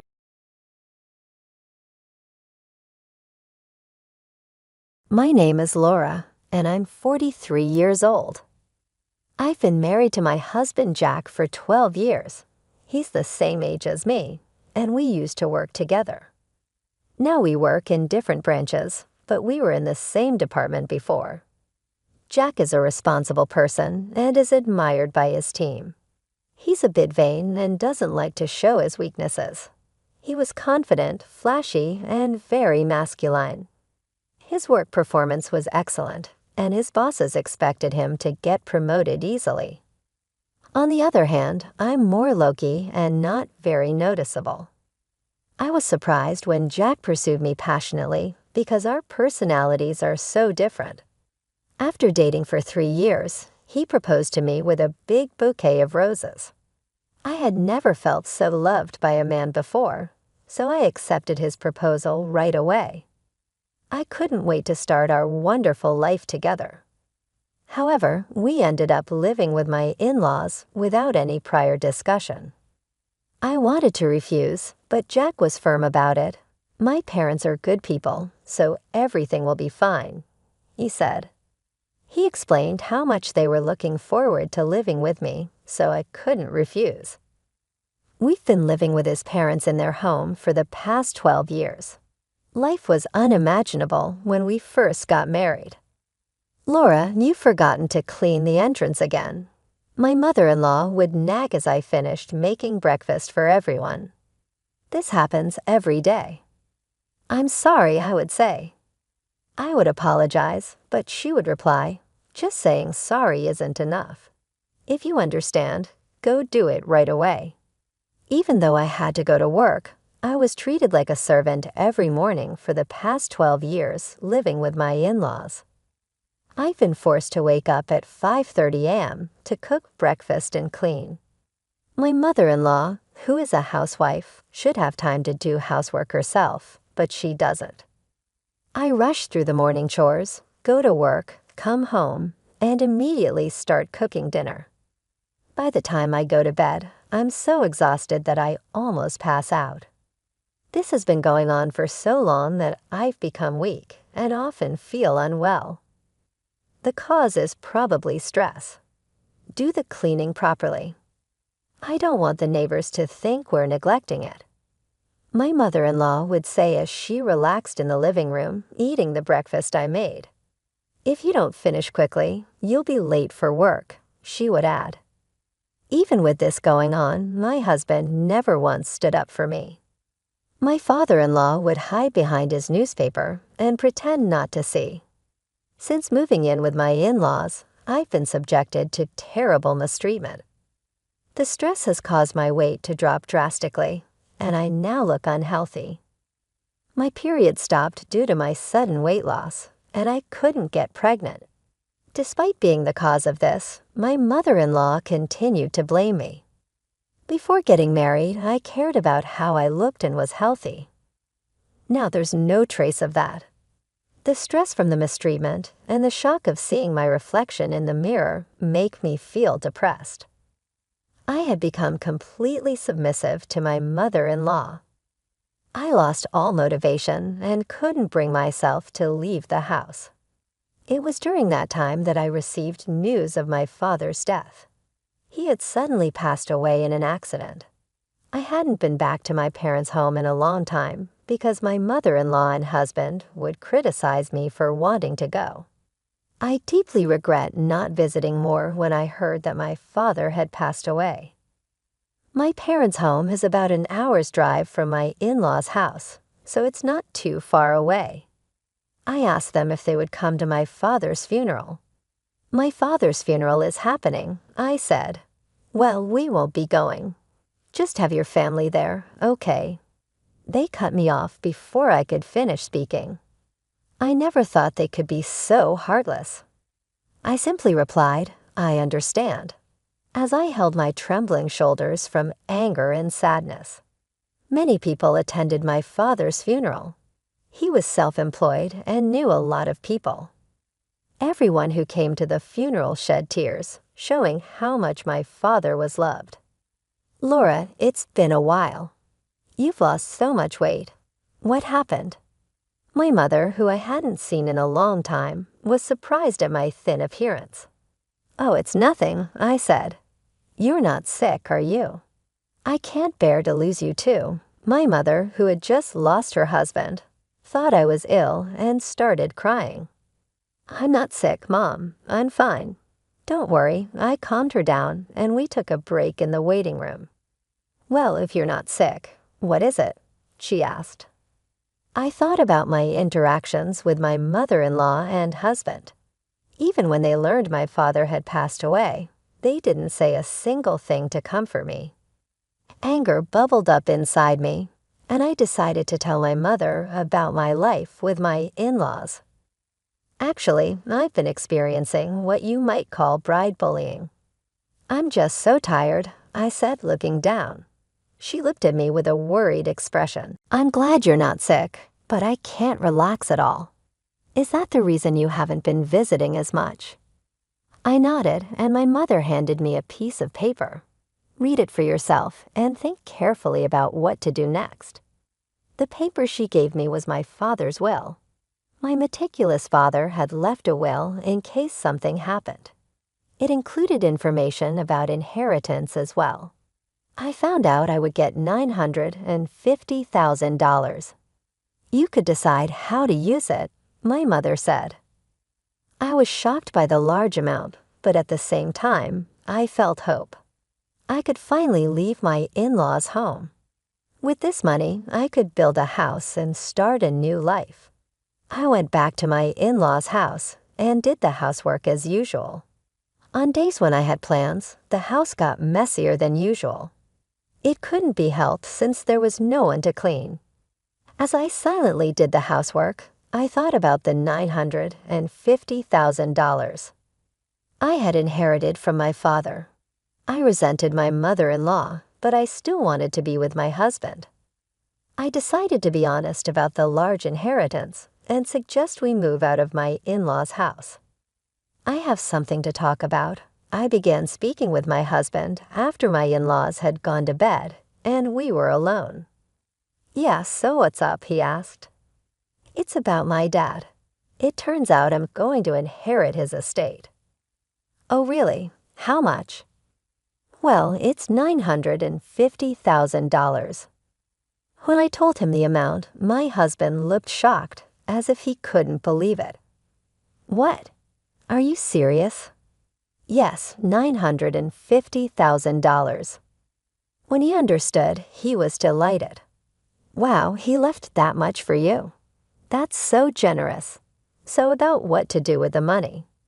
Since he was in a good mood, I decided to get to the main point. But before I could speak, he said something outrageous. We need to transfer that money to my mom's bank account right away. I didn't understand what he was saying. Wait, why? I inherited it. It was so absurd that I thought he was joking. Wait, why? I inherited it. So that's not right. As I laughed and spoke, he slammed his hand on the table. What kind of nonsense are you talking about? A wife's money belongs to her mother-in-law. He probably didn't even realize he was saying something ridiculous. Looking into his serious eyes, I felt frightened. I'm sorry, I don't quite understand what you're saying. All I wanted was to talk about building a house for the two of us. But he wouldn't let me and tried to make my inheritance his mother's property. That night, I was so shocked that I couldn't sleep. The next morning, as I was preparing breakfast, my husband and mother-in-law approached me with angry expressions. "So, Laura, I heard that you inherited $950,000, but said you wouldn't give it to me. What are you thinking?" My mother-in-law demanded. She had already heard about the inheritance from my husband. But I'm the one who inherited it. I protested. "Stop arguing and transfer it to my mom's account right now. A wife's money is the family's money, right?" My husband insisted. The two of them seemed determined to get their hands on the inheritance by force. No matter how much I resisted, I was only blamed. Thinking that resistance was futile, I fell silent, and my husband showed me a piece of paper. "You're getting carried away just because you got your hands on some money. What's with the attitude? I'm the one supporting you. If you don't change your mind, it's divorce." The paper was a divorce form. "I've already signed it. Take this and go back to your parents' house. If you apologize properly, I might not go through with the divorce." I received the divorce form with my husband's section completely filled out. As I stared at it, memories came flooding back. I had never been supported in this house. I paid the same amount of living expenses as my husband, and all the housework was my responsibility. I had never been taken care of, yet they always looked down on me. In the end, they even tried to take my father's money. If I stayed here, I might give in to the pressure from them and hand over the inheritance. But this money was what my father had left for me. Being told to go back to my parents' house felt like an opportunity. Holding the filled-out divorce form, I now had the power to make decisions for the future. I swore in my heart that I would never give up my father's inheritance and made a decision that day. After work, I went back to my parents' house. "I'm home," I said. "Welcome back, sweetie. I had a feeling you'd be coming home soon," my mother said with a gentle smile as she warmly welcomed me. The table was set with her home-cooked dishes. I couldn't remember the last time I had eaten a meal made by someone else. As I took a bite, I was moved to tears by how good it all tasted. "Did you tell Jack about the inheritance?" my mother asked. "Yes, and that's when things got complicated." I told my mother everything my husband and mother-in-law had said. She was stunned by the shocking details. "The inheritance is yours, and it's up to you to decide how to live your life from now on," she said as tears streamed down my face. She gently put her arm around my shoulder. After staying at my mother's house for a week, I decided to return to my in-laws' home. "Well, I'm going now." "Take care," I said. I was no longer afraid to return to that house. With a refreshed mindset, I headed back to my in-laws' home. Finally back. Have you reflected on your actions? My husband and mother-in-law were waiting for me with their arms crossed. "Yes, I'm sorry. Please let me live in this house again." I uttered a shallow apology hearing this. My mother-in-law smirked. "Then hurry up and hand over the inheritance." Actually, the inheritance procedures are taking longer than expected. It's still not with me. It's a complicated process, so it'll probably take another half a year or more. Well, that's fine. They seem satisfied, thinking I would obediently hand over the money. But they continue to nag me about staying at my mother's house for a week. "The house is a mess because you didn't do your duties as a wife. Clean it up quickly." The house was filthy after just a week. It was impressive how messy it had become in such a short time. "Yes," I replied. The old me would have been devastated, but now things were different. I didn't care about being bullied by my mother-in-law or being forced to do tough housework. I did the chores as ordered by her. 6 months later, it was my mother-in-law's birthday. "Well, we're going now." Make sure to keep the house clean. She always went on a trip for her birthday, and of course they never took me. By the way, have you received the inheritance yet? She asked. It's supposed to arrive today. Well, isn't that perfect? That $950,000 is a present for my mom. Make sure to transfer it to her account before we return. There was no way the inheritance would conveniently arrive on her birthday. My husband saw through my lie, but I didn't respond. I simply saw them off with a smile, saying, "Take care and have a safe trip." Once they were out of sight, I began to put my plan into action. I had been waiting for this day for a long time. They would surely be surprised when they returned, but it was no longer my concern. I quickly packed my belongings and left my in-laws' house. "Wow, this is amazing," I said as I moved my belongings into my new home. I had built a house with my father's inheritance. I'm so happy I get to live in such a beautiful house. I decided to invite my mother to live with me. I was truly happy that I didn't have to be bothered by them anymore. I sank into the soft sofa and felt content. Today was a celebration of our new home. My mother and I invited a chef to our home and spent a luxurious day. The next evening, I received a phone call from my husband. "Hey, what's going on?" My husband asked, confused because all my things were gone when they returned home. "I won't be coming back, so goodbye." I tried to hang up since I didn't want to talk to him anymore, but I could hear my mother-in-law shouting on the other side of the phone. "What the hell do you think you're doing? Where are you now?" "I can't answer that. You told me to clean the house, so I put my things away. That's not funny. Besides, you haven't transferred the inheritance yet. How many times do I have to say that a daughter-in-law's money is mine? I submitted the divorce papers. I'm single now." When I said that, my screaming mother-in-law suddenly fell silent. "We're strangers now. Goodbye." Imagining my dumbfounded mother-in-law, I hung up the phone and couldn't stop laughing. My heart felt so light now that I had nothing to do with that family. After that, my ex-husband called me many times. When I had time, I would answer the phone and let the abusive words from my ex-husband and ex-mother-in-law flow. I recorded those calls from beginning to end and decided to consult the police with those recordings. It's not uncommon for cases of harassment from an ex-husband. We'll issue a warning before it becomes dangerous. Fortunately, the police responded quickly and went to my former in-laws' house to issue a warning. For my image-conscious former in-laws, having the police come was damaging enough. Plus, the subordinate of my ex-husband, who lived nearby, saw the police coming. Since my ex was a prominent figure in the company, the rumor spread quickly. His subordinates and colleagues who didn't like him started to exaggerate the story and spread bad rumors about him. Eventually, the rumor reached the department I belonged to. I heard the police came. I'm divorced now, so I don't know much about it. "What? You're divorced?" Yeah, the bullying from my mother-in-law and my husband's abusive words were too much. I spoke in a slightly louder voice so that those around me could hear the gossip-loving employees.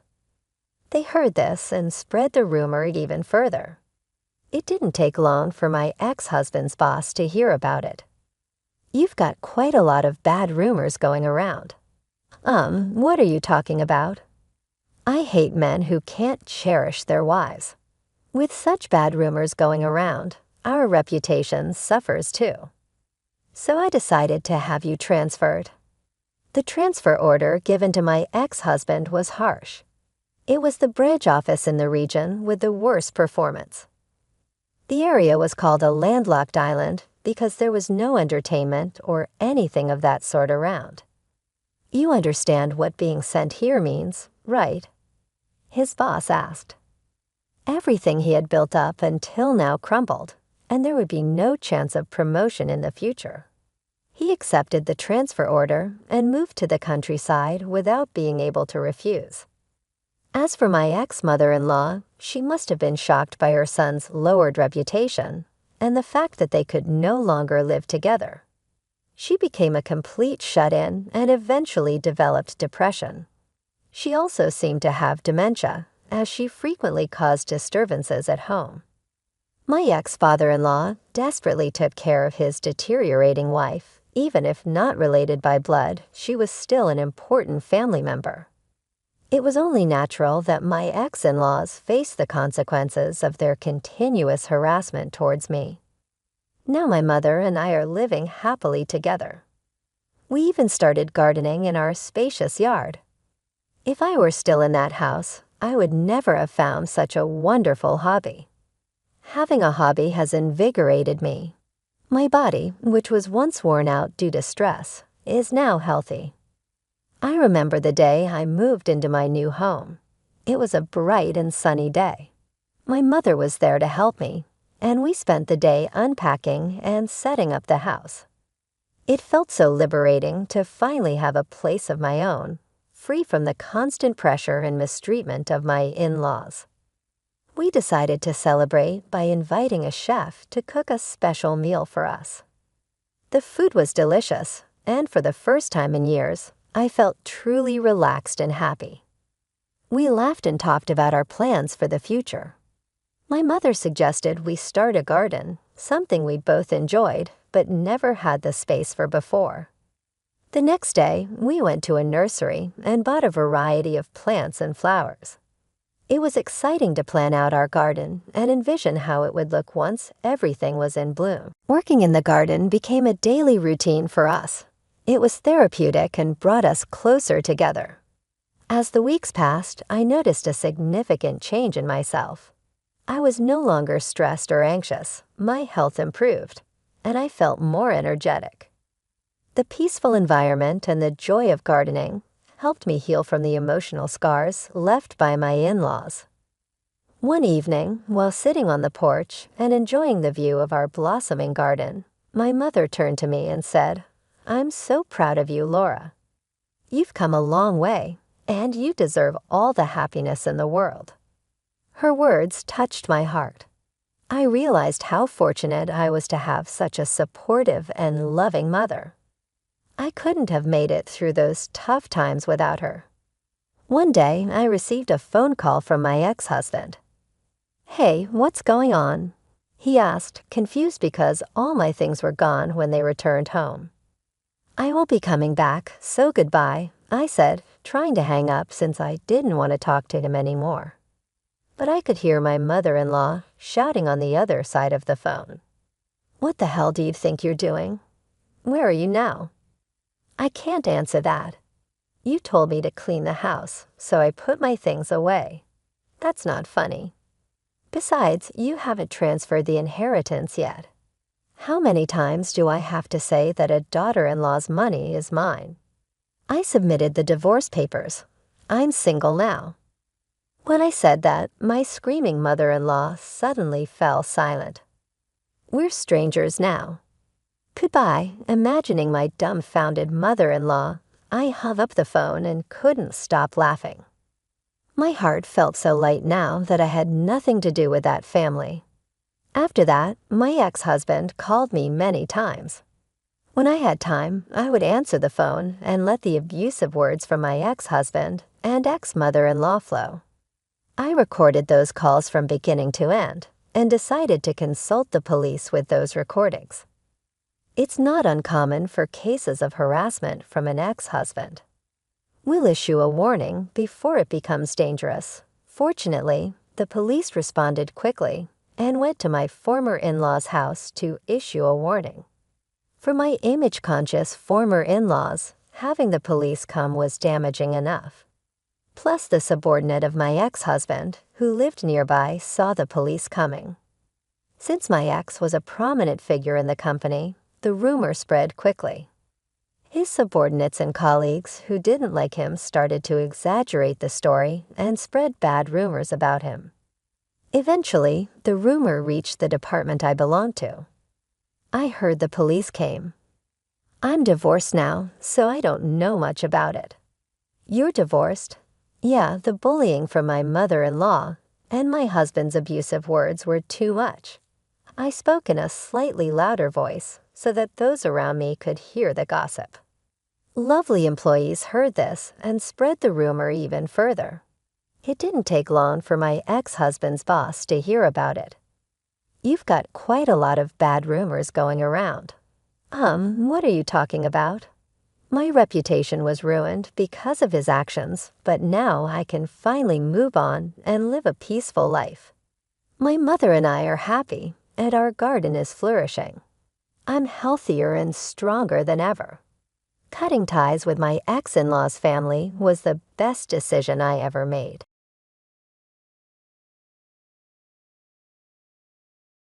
I'm Mary, 38, female, originally from Colombia. I'm going to tell you a story about my toxic ex-husband. I was 23, tired of my toxic family drama, and dreaming of a better life. So I hopped on a plane and touched down in the Lone Star State. Damn, the heat hit me like a brick wall. It was like walking into an oven, but hey, at least it wasn't my family's drama. Now, I didn't exactly roll into Texas with a suitcase full of cash. Nope, I ended up in a women's shelter for a bit. Let me tell you, those ladies were a lively bunch. We had everything from aspiring poets to DIY beauty experts. Living there was like being part of a quirky sitcom minus the laugh track. But you know what? I loved every minute of it. We'd swap stories, share our dreams, and heck, we even had a makeshift karaoke night. It was like finding a little family away from home. All right, buckle up because this part of the story is straight out of a romance movie. There I was, minding my own business in the shelter one day, waiting in line for some mystery casserole or whatever they were serving that day. And then in walks Levi. Normally, people coming into the shelter was no big deal. We got social workers, volunteers, and folks wanting to donate blankets or canned goods. The place was just a revolving door for all sorts of people. But when I saw Levi, y'all, it's like my heart hit the floor. I mean, who invited Prince Charming to the homeless shelter? I sure didn't. This guy was drop-dead gorgeous, and I was just standing there with my tray thinking, what in the world is he doing here? I'm not going to lie, he looked like he stepped out of a GQ magazine. Our eyes locked, and he caught me staring like a deer in headlights. But instead of being weirded out, he grinned like he just won the lottery and made his way over to me. My English at the time was, let's say, a work in progress, but Levy didn't seem to mind. He was patient, kind, and genuinely interested in getting to know me. He drops this bombshell, calling me beautiful, saying a girl like me shouldn't be in a place like this. I was thinking, you got that right, Levi, but I played it cool. Turns out this handsome fellow was one of the social workers assigned to help out. There were a lot of the ladies who were dealing with PTSD, anxiety, and depression, so he decided to take on extra shifts just to help out a bit more. But after a couple of weeks, he told me the real reason he wanted to take on extra shifts. To be honest, Mary, I wanted to see more of you. Really, yeah, it's crazy to say it out loud, but you make me feel really good, and I want to see more of you. Let me tell you, that man had me blushing more than a schoolgirl with a crush. Fast forward a few months, and it was pretty obvious to everyone at the Women's Center that Levi and I were basically a thing. We didn't slap any labels on it, but we weren't scared of hiding it either. We just rolled with it. Levi just got me, you know. He made me feel seen and heard in a way nobody else ever had. Living in the shelter was like being in a fishbowl. Some folks were happy for us, cheering us on like we were a real-life fairy tale. Others were a mix of jealous and bitter, and then there were the ones who simply didn't care. But hey, I was happy, and that's what mattered. After a while, Levi told me he had something to tell me. What is it, Levi? I want you to move in with me. Please say yes. Did I hear that right? He wanted me to leave the shelter and be with him. That was insane. I'll admit, I hesitated for a hot minute. Moving in with a guy I'd known for less than a year sounded crazy, but life's short, right? So I thought, why not? I took the leap. Levi and I moved into our little love nest, and let me tell you, it felt so freeing. From a women's shelter to an actual home, talk about moving up in the world, just like I always wanted. And just when I thought life couldn't get any better, Levi pulled out all the stops.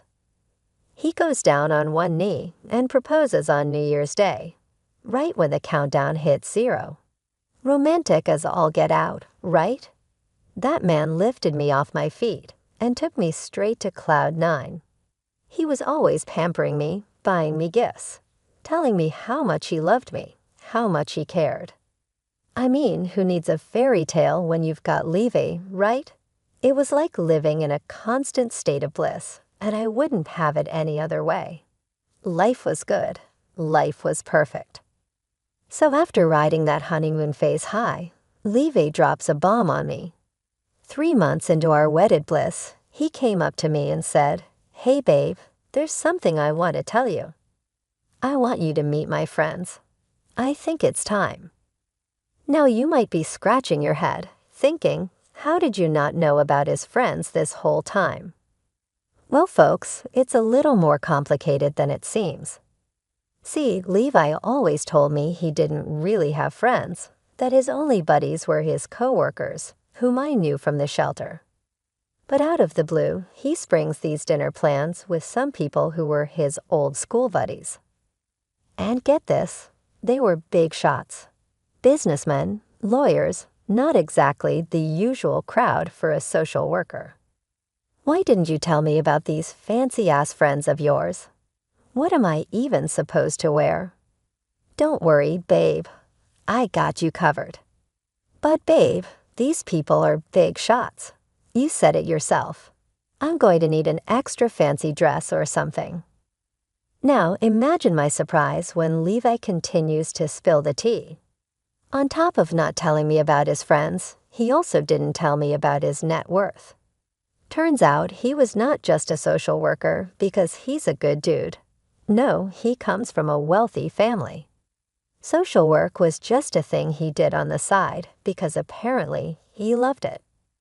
That's why he could afford all those fancy gifts he'd been showering me with. I got to admit, I was hurt. I mean, the man lied about his identity and kept me from meeting his real friends. It felt iffy, you know. But then I tried to be reasonable. Love makes you do crazy things, right? I figured maybe he was just caught up in the whirlwind of our fast-paced life, and it was better late than never.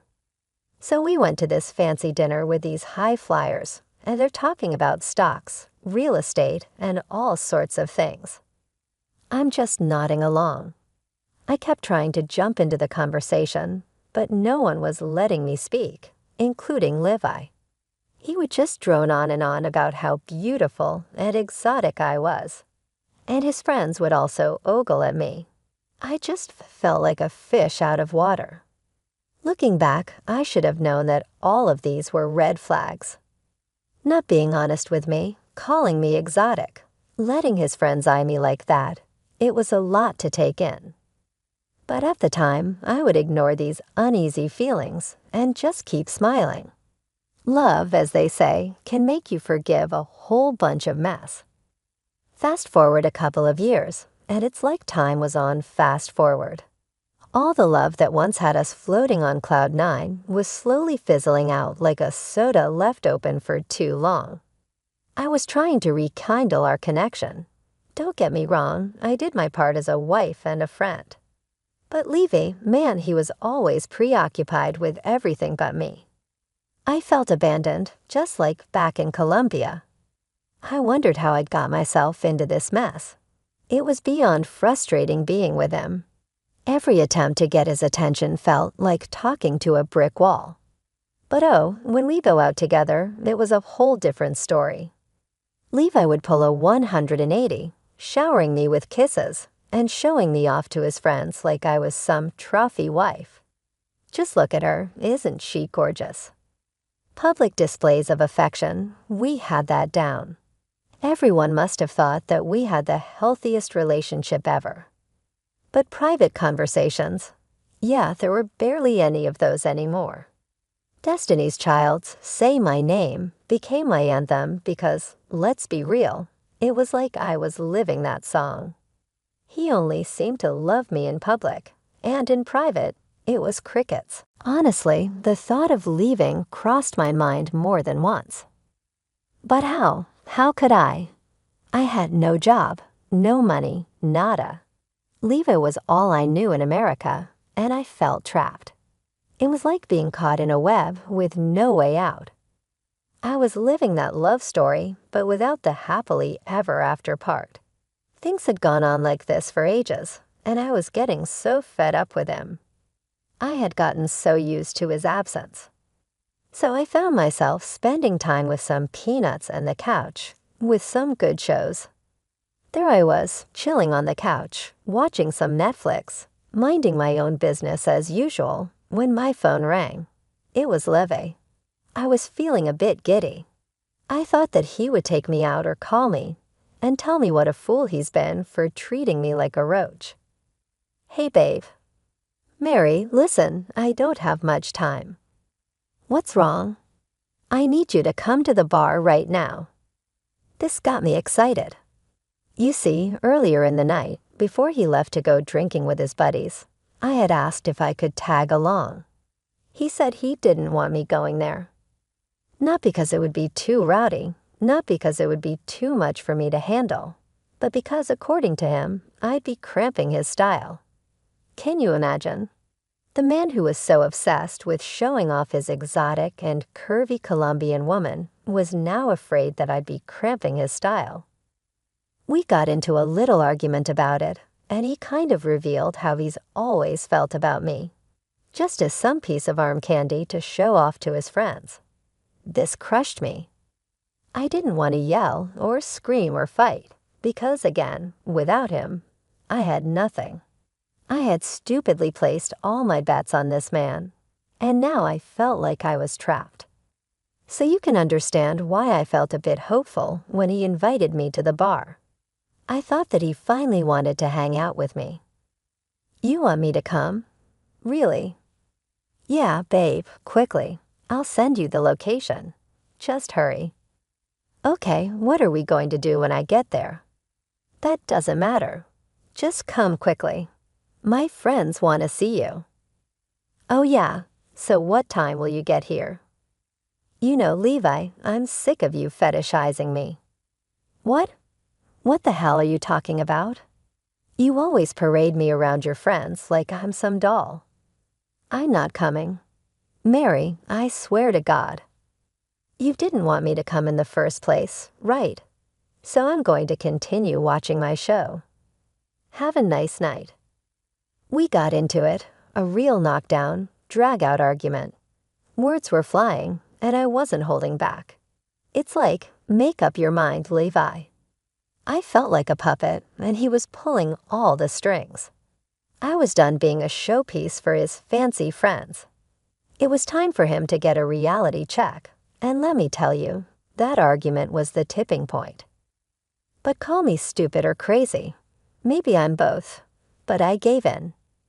Levi started showering me with all these words and promises on how he was going to do better, telling me he was sorry for everything he had done, and that he needed me right now. So what did I do? I went up to get dressed and headed out to the sports bar he was talking about. I got into my car and made my way to his location. The streets were pretty empty 'cause it was late at night, so I was cruising down the highway, trying to shake off that argument with Levi and remain hopeful for the change he promised to give me. But life, being the tricky thing it is, decided to shake things up for me. There was this lunatic drunk driver on the road who was swerving and honking like crazy, making us all anxious. To avoid a disaster, I ended up swerving off the road, crashing into the side of the road. The next thing I knew, I was waking up in the hospital, and there was Levi, scowling like it was his job. "Good, you're up," he sounded pissed and annoyed. Not a single indication of concern on his face. Go figure, when I took a good look around, I saw his drinking buddies in the room, but this time they weren't ogling me like before. Nope, they were looking at me with disinterest or downright disgust. Complete 180 from their earlier stares. Confused as heck, I asked Levi what happened. Instead of giving me a straight answer, he starts yelling at me, accusing me of driving like a maniac and that I ruined everything. The thing is, I didn't remember much at the time. I tried explaining that to him, telling him that the last thing I remember was driving on the highway, but he wasn't having it. His friends, one by one, started leaving without so much as a "get well soon," or anything that showed that they gave a damn. Levi then got up close and personal. "You're pathetic, Mary." And before I could even react or ask him more questions, he walked out, leaving me sobbing alone in the hospital. I cried myself to sleep, waking up the next morning to grab my phone, which was by my bedside. Just when I was about to call Levi or call someone or just check what day it was, I was met with a beast in the reflection. Yep, I had a busted, swollen face with a huge ass scar from my forehead to my cheek. I tried touching it, praying it wasn't real, hoping that this was just some scary-ass nightmare, but the pain was confirmation enough that it was all too real. I searched around the room for a mirror, and I saw one in the corner. I shifted up on my elbows to get a better look at myself, and sure enough, staring right back at me was what I saw in the phone. A beast I couldn't even recognize myself. I was hideous and scarred. Confusion took over, and the tears just kept coming. That's when the doctor walked in, saw how upset I was, and decided to sit down, trying to calm me down. Life had taken a sharp turn, and I was lost in a maze of pain and betrayal. The doctor laid it all out for me, explaining how I got into this accident. But when I asked about Levi, he looked upset and handed me an envelope, saying he'd give me some privacy to read it once he left. I tore that thing open, and there it was, a letter from Levi saying all sorts of crazy stuff. "Mary, I'm sure you know that it was bound to come to this. I don't love you anymore. I don't think that this is going anywhere, and I'm sure you feel it too. So that's why I have to release you with love. I have to let you go because I need you to do better for yourself, and I need to do better for me too. I can't possibly imagine a life with you after this accident. It scared us both." Wow, really? Because last time I checked, I was the one with scars. No one would want to wake up next to a scary face every morning. It would drive the strongest man insane. So that's why I want a divorce. We both deserve better. He went on to say he'd graciously cover my medical bills because he's just such a kind soul. Oh, and tucked in there with divorce papers, too. I lost it. I knocked down the water bottles beside me and threw my phone across the room. I was mad, upset, and feeling a pain I'd never known. This was the man who couldn't take his eyes off me when we first met, and now he wanted nothing to do with me. The Psalm CS must have been real loud because the doctor came back in. He did his best to console me, saying he had a feeling the letter wasn't good news. He called Levi and his friends a bunch of ogres, and honestly, I couldn't agree more. The rest of the day was a blur of tears, and trying to wrap my head around what the heck my life was going to look like from here on out. It felt like the ground had been pulled from under me, and I was left free falling into the unknown. So after dragging myself through the mess of the divorce with Levi and healing up in the hospital, I felt like I was back to square one, hopeless, lost, and alone. The idea of going back to the shelter crossed my mind, but life had a surprise waiting for me. The doctor who took care of me came through like a guardian angel. He offered me his guest house and suggested I work at his niece's cafe to help pay him back. It was a lifeline, and I grabbed it. Before I knew it, I was back on my feet, smiling, healing, laughing again. The accident, even Levi, started to feel like a distant memory.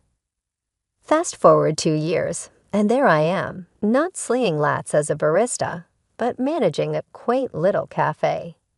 You heard that right. I was now the manager of this place.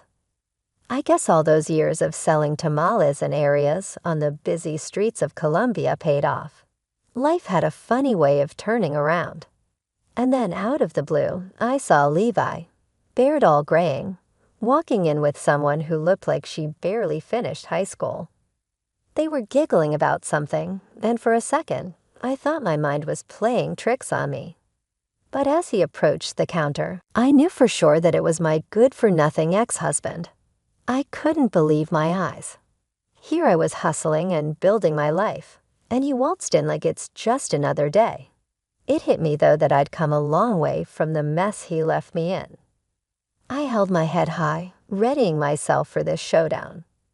Oh, they'd love to meet you. I've shown them your pictures, and they said you're gorgeous. Hi, how may I assist you today? Hi, can we do a wait? Mary. I'm sorry. Mary, it's you. Do I know you? Yes, I was playing dumb. I wasn't about to let that clown know that I knew it was him. I wanted to bruise his ego a bit, and it seemed to work because he frowned when I said, "That it's me, Levi." Oh, I could barely recognize you. Your scar, it's gone. Yep, that's what some good old-fashioned aloe vera and shea butter can do to you. And the melanin doesn't hurt either. But I mean, it's still visible in the right light. You look, wow. His date started looking uncomfortable, so I turned to her and said, "Hey, sweetheart, I'm sure you won't believe me when I say this, but that feeling you're feeling right now, the thing that's telling you to run for the hills, you better listen to that. Otherwise, he'll draw you in with all these fake promises and lies. Hey, don't talk to her like that. Don't listen to her, baby. She's out of her mind. I don't even know this woman." "Oh yeah? Then how did you remember my name, jackass?" The girl asked me who I was, and I told her that I was his ex-wife. She didn't seem to like that answer too much because she hit him, and then stormed out of the cafe. What the hell was that for? For all the years I put up with your crap, you're lucky I'm not calling the cops. Oh, calm down. She's 19 years old, so it's legal. It's still sick, Levi. I'm shocked, but honestly, I'm not surprised. Anyway, it's no matter. I see you're looking good, really good. I'm going to have to stop you right there, buddy. I'm not interested." "What? Why not? Gee, let's see. Maybe it's because you left me when I needed it the most. Maybe it's because for the entirety of our marriage you treated me like I was some shiny toy you only took out to show off to your friends. Maybe it's because you're a scumbag who is sleeping with 19-year-olds. Maybe it's because—" All right, I get it. Sheesh, Mary. That was the old me. I was a child back then. That's funny because just 5 seconds ago, your girlfriend bolted out of here. That was just a lapse in my judgment. I haven't stopped thinking about you. Good, I hope you continue to think about me. I hope that every waking moment you're haunted by the things you did to me. I hope you wake up with panic attacks. I hope you never feel any type of peace because you don't deserve it. You're a weak, pathetic, sick man. I'm not even sure if Jesus himself can save you. You're hopeless. You're worthless. You're the one who's pathetic." Levi looked like he wanted to cry. All of my patrons were looking at him with disgust, as I may or may not have shared my story a couple of times already. Levi started stammering and stuttering, trying to come up with an excuse. but all I did was stare at him silently, letting him know that there was nothing he could do or say to me to make me change my mind and get back with him. He eventually left, his shoulders all slumped, muttering something to himself, and I finally felt like I could breathe. Finally, I got to see the look on his face when he realized just how badly he messed up with me. Sometimes the devil is in the details, and I know that he's tormented every day, wondering what to do to get me back. But he should know that that is never, ever going to happen.